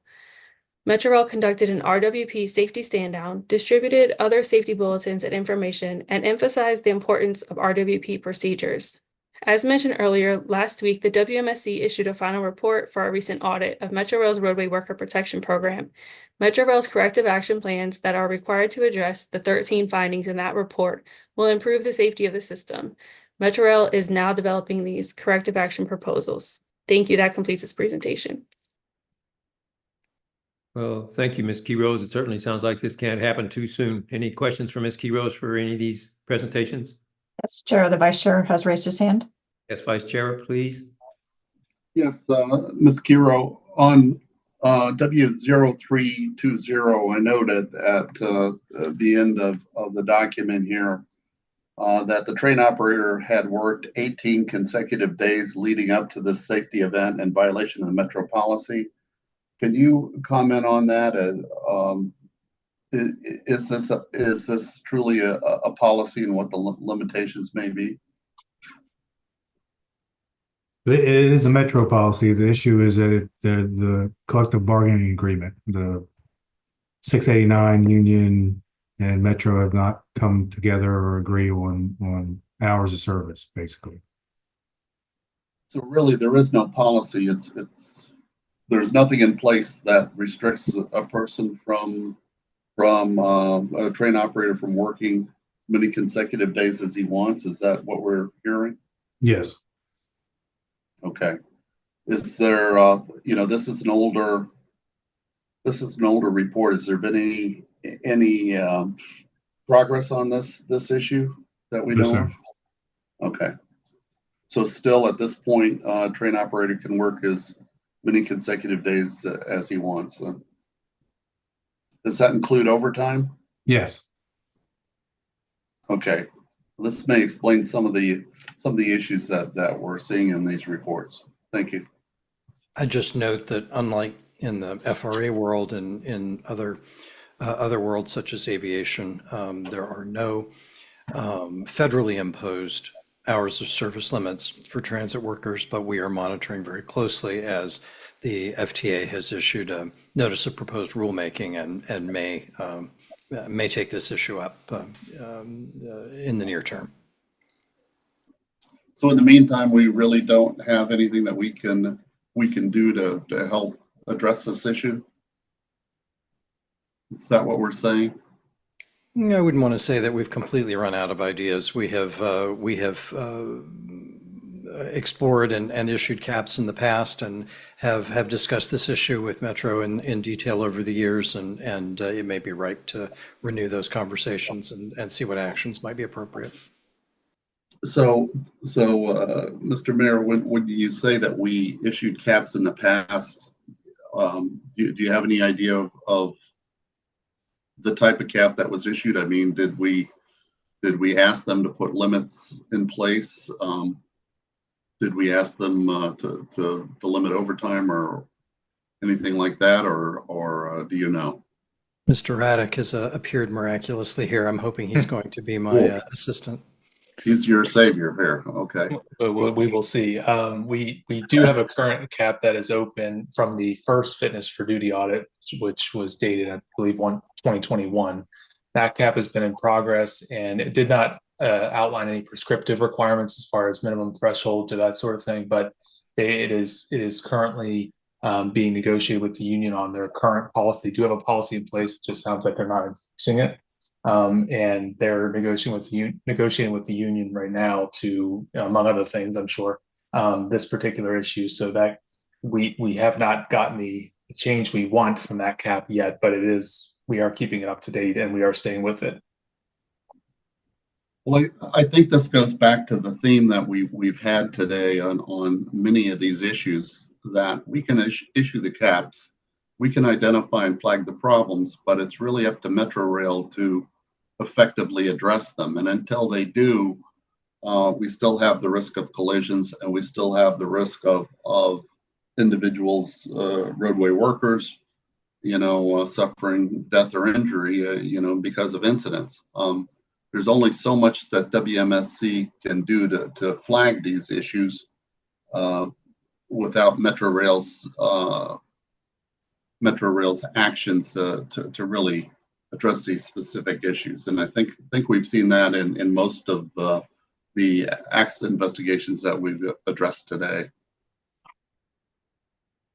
Can I assume that the union favors the long hours because it means more income? We are not in those discussions, so we're not aware of the positions on either. We just know that we have a cap and we'd like to see the policy enforced. All right, I'm And just gonna speak. My hand is raised. Yes, I was Thank going to you. say, Chair, I was yeah. gonna say, your last words were you just haven't seen that the policy has been enforced. But I believe there is a policy, and I do not believe that the union or WMATA says that someone can work consistently without a break in between certain hours, and without being recognized by a supervisor when they come on to make sure that they're fit. So I heard the saying that there is no policy in WMATA and there is no policy that says that a person can't work 24/7. I do not believe that is correct. There is a policy that limits their hours. They have to have 8 hours of rest, but consecutive days, there's not an enforceable policy currently because of how the union agreement is. Right. See, so there's that rest in between, but to state that there is none and someone can continuously work, that's not a correct statement. Understood. So you have 8 hours rest. Controllers in the control center are, I believe, 12 hours. I think the continuous reference was to consecutive days. Yes, it was.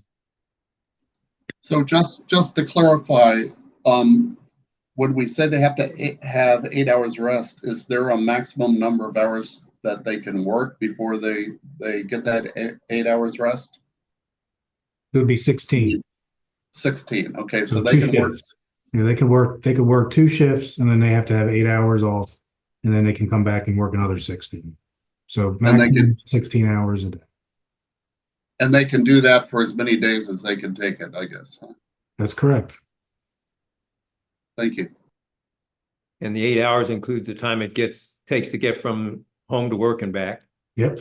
That means it's not 8 hours of rest because they have to eat in there somewhere too. So Other obligations at home, driving, family, eating, Commissioner Rouse's hand is up.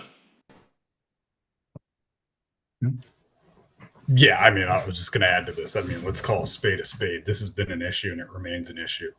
And, if there's anything we can do, it shouldn't be a negotiated issue in terms of fatigue and operator. Every other industry that operates has this, whether it's aviation, federal motor carriers, and obviously FRA. So, I don't know what we can do. We should probably explore that if there's anything we can do, because I know to a degree, WMATA's hands are probably tied as this issue is concerned. But we need some sort of federal requirement, I would hope, at some point. And so the NPRM is a good start there. It's like RWP as well. You're seeing some of these things finally trickle down. None of this is new. And, there's consequences for not having some uniform requirements out there. And I think it's time to come to that we have some. In the interim, I don't know that a cap gets us there. We may have to explore if there's other options out there, but State safety between now oversight agencies have urged the FTA for many years to undertake rulemaking on this. Now that they've issued the NPRM, we're watching it very closely in hopes that they may provide us the very regulations that have been absent from this industry for, as you just pointed out, well, they've been absent, period. Absolutely. So I'm just putting it out there that this is sometimes we need to push the issue, not us collectively, but I think as an industry, it's time for this to come, because we shouldn't be having these discussions right now in 2024 in the first place.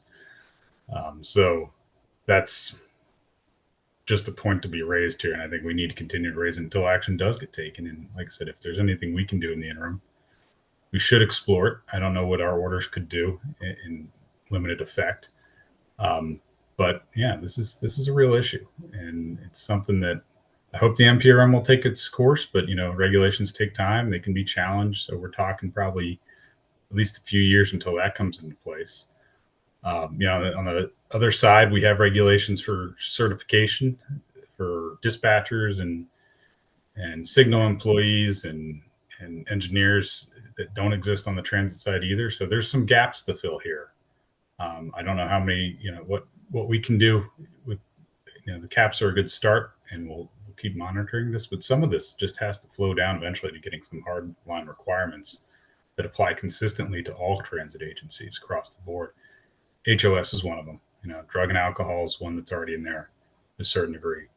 But certifications, as we've talked about, you've seen a certain theme here. We need to have stronger certification requirements, not only for train operators, but for other personnel in key role, like RTC personnel or dispatchers.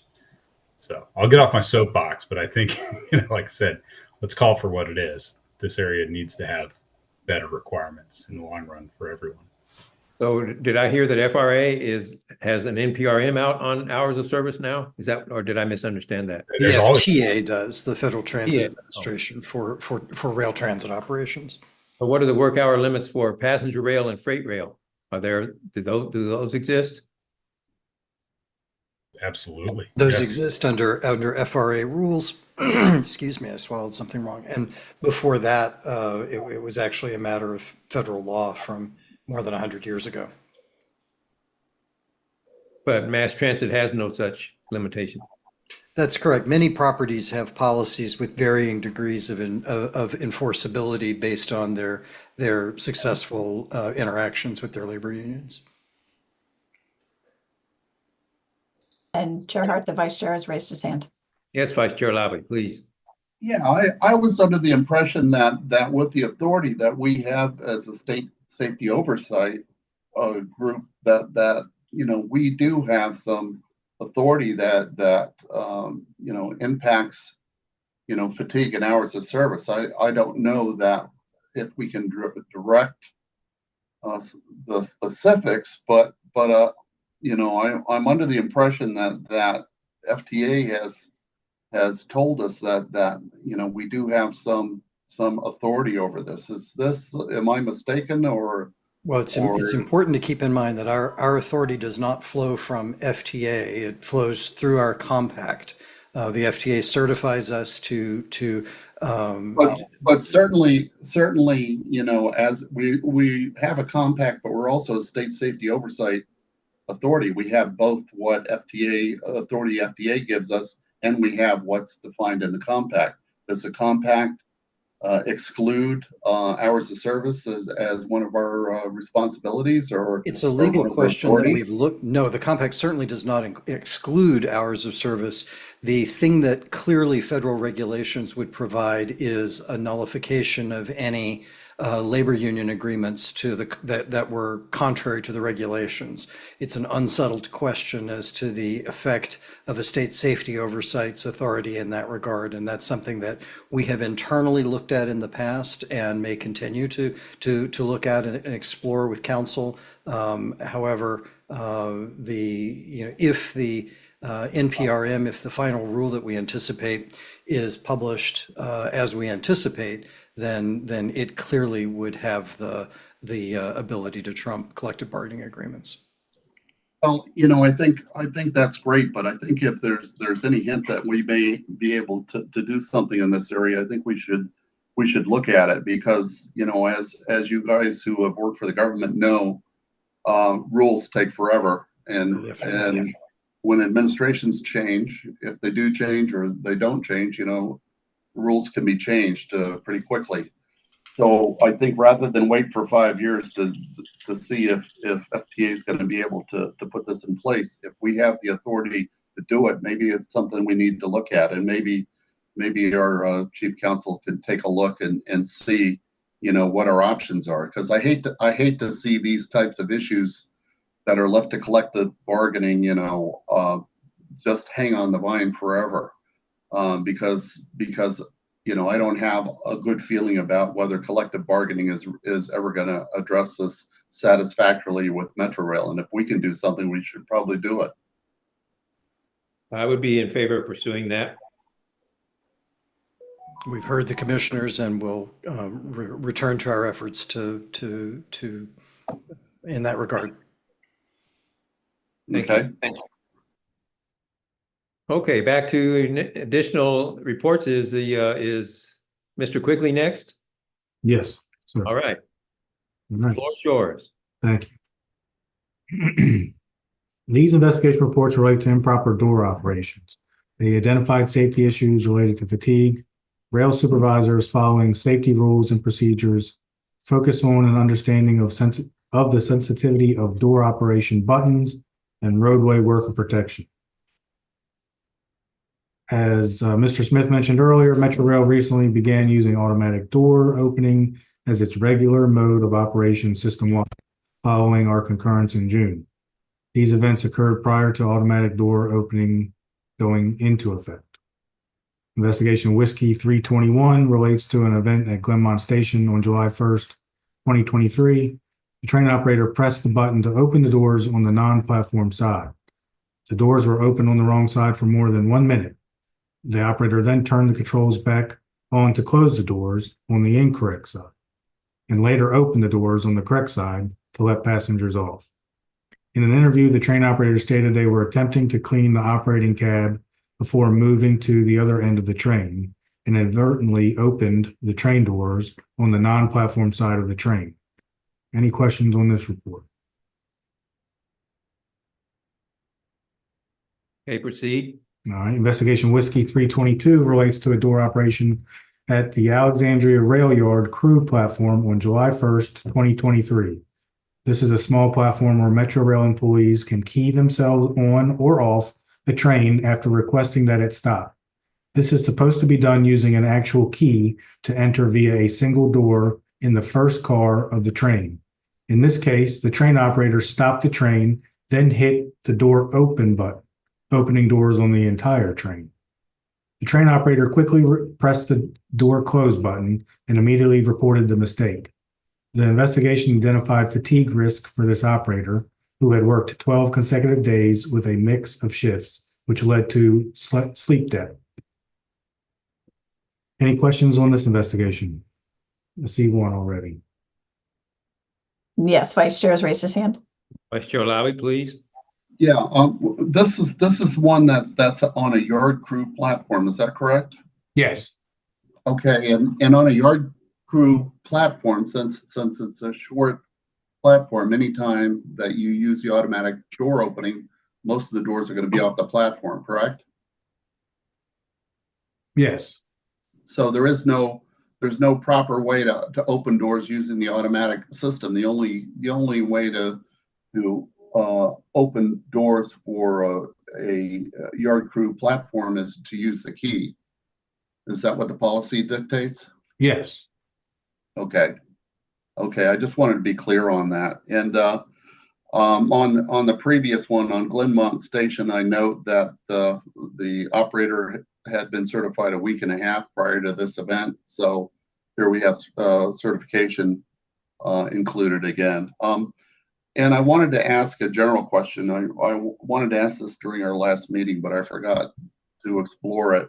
What is a ground walk around? What does it entail? Because lots of times when we have these door operations, wrong side door operations, they're in stations where you really don't have access to the entire train. What does a ground walk around entail? Mr. Walker, are you still available with us? Yes, Vice Chair Lobby. So a ground walk around requires that the train operator or supervisor, whoever's asked to do it, will actually walk around the entire consist. I hear your question. Sometimes they're not able to physically walk around, so they will make their best effort. So they will go to the center of the train, look out the windows, but they're given their best effort to do what they can do and check for. That answers your question. So if they're in a station, for example, they'll do the walk around of the far side through the train rather than outside. Is that what we're saying? I'm not saying unequivocally.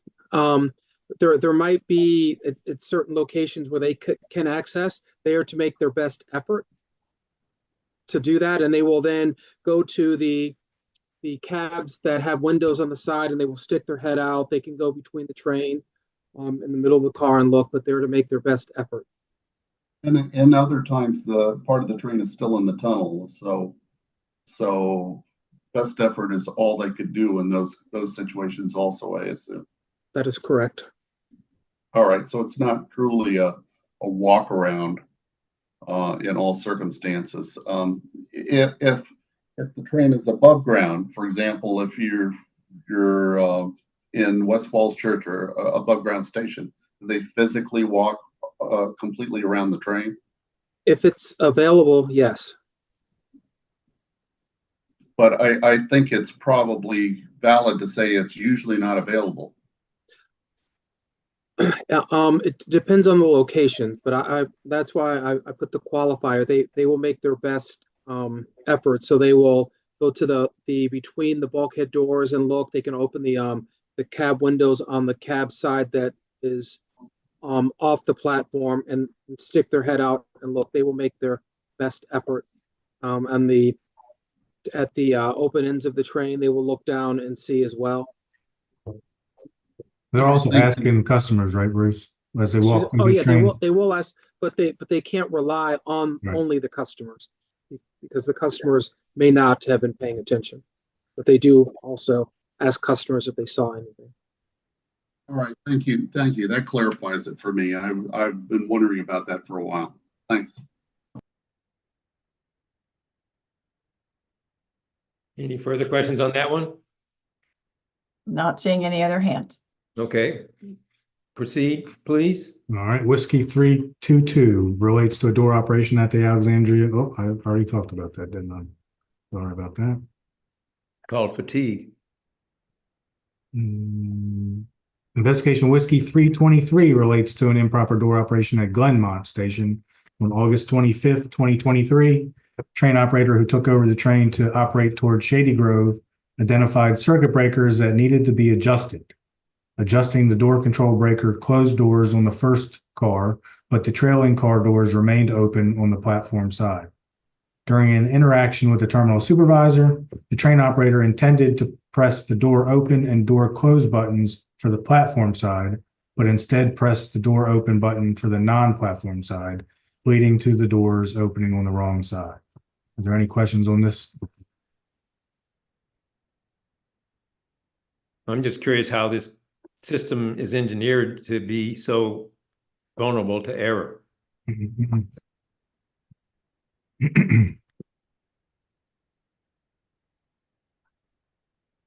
Okay, go to the next one, please. Okay. Investigation Whiskey 324 relates to an improper door operation at Stadium Armory Station on November 12th, 2023. Stadium Armory Station was functioning as a partial terminal station due to the weekend track work. A rail supervisor improperly signaled for a train operator to stop a train in passenger service with only the lead rail car on the platform at Stadium Armory Station, with the intent of directing the operator to disembark there and walk across the platform to operate a train on the other track so that this train operator changeout could be made slightly more quickly than if the train operator had to walk back the length of the platform. The rail supervisor had not communicated these planned actions in advance to the train operator or other personnel over the radio, and had not received permission from the rail traffic controllers that would be required to conduct such an operation, either at this time or at other times during the day that they later reported doing this. After the train operator stopped at the location indicated by the rail supervisor on the platform and went to the cab window to interact with the rail supervisor, the train operator instinctively opened the doors on the platform side of the train. 5 cars of the train were still in the tunnel, so doors on each of those cars opened off the platform in the tunnel, posing a risk of injury to riders in those trailing cars. The train operator acted to close the doors within 2 seconds. Doors were open for 6.3 seconds total, and properly reported this improper door operation. However, the rail traffic controller did not acknowledge the reported safety event and provided permission to the operator to continue forward to berth the train. A rail supervisor stated to the rail traffic controller that they would perform a ground walk around, but the rail traffic controller did not acknowledge the report. That additional rail supervisor conducted the ground walk around without permission or protection and reported to the rail supervisor on the platform that no people or objects had fallen from the train. The rail traffic controller had again provided permission to a replacement train operator to move the train without receiving this confirmation. Metro Rail safety rules require roadway worker protection to enter the roadway, which was not requested or provided, putting the rail supervisor conducting the ground walk around at risk. Thank you. This completes the presentation. Thank you, Mr. Quigley. Are there any questions from the commissioners for Mr. Quigley?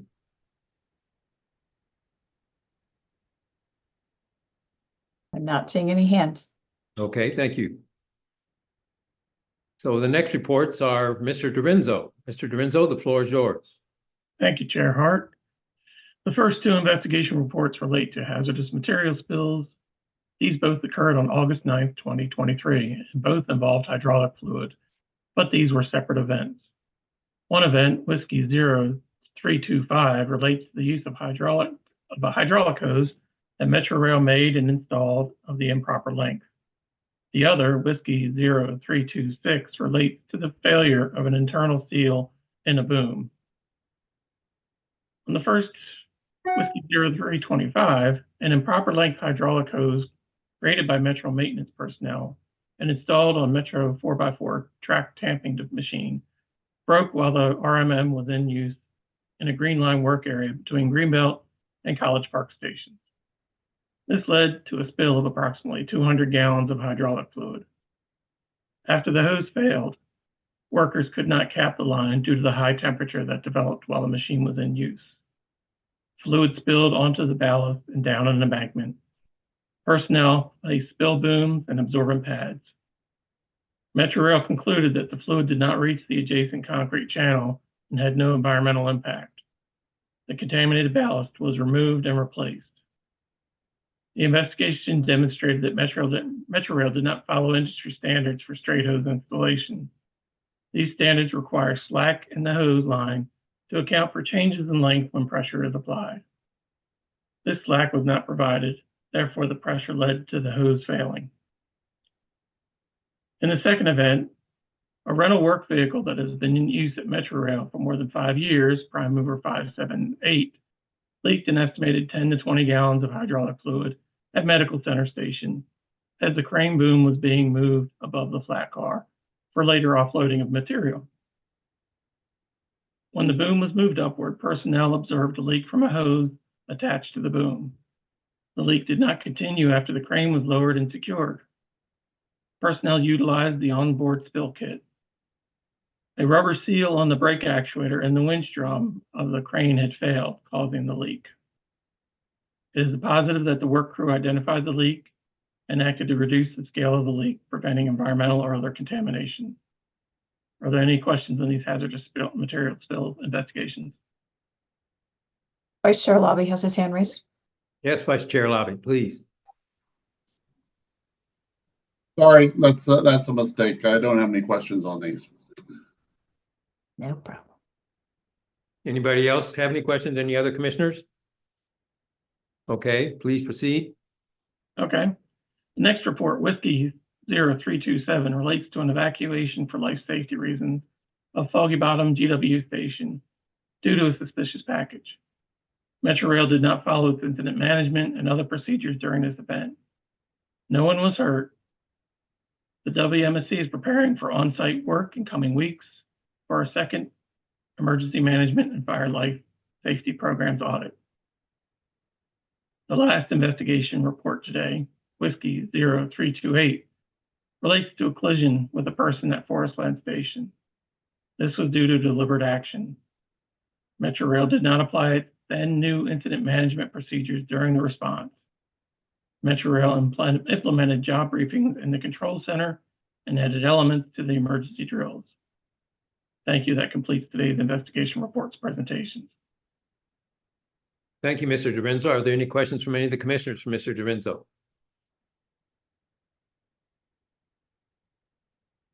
I'm not seeing any hands. Thank you. Is there a motion to adopt the investigation reports that have just been presented? That's Whiskey 0304 up to and including Whiskey 0328. Is there a motion? Okay, thank you. Is there a second? Commissioner Conklin seconds. Thank you, Commissioner Conklin. All those in favor, please raise your hand and say yay. Yay. Raising hand and saying yay. Any opposed, please raise your hand and say nay. Okay, so the vote is unanimous, 5 yeas, 0 nays. The motion to adopt the investigation reports 0304 through 0328 are adopted as presented. All right, thank you, Ms. Silbaugh. There are no resolutions on our agenda today. Is there any other business that the commissioners would like to address? Hearing none, that completes our meeting for today. As a reminder, you can always report any concerns through our website, wmsc.gov, through our social media channels, or by email.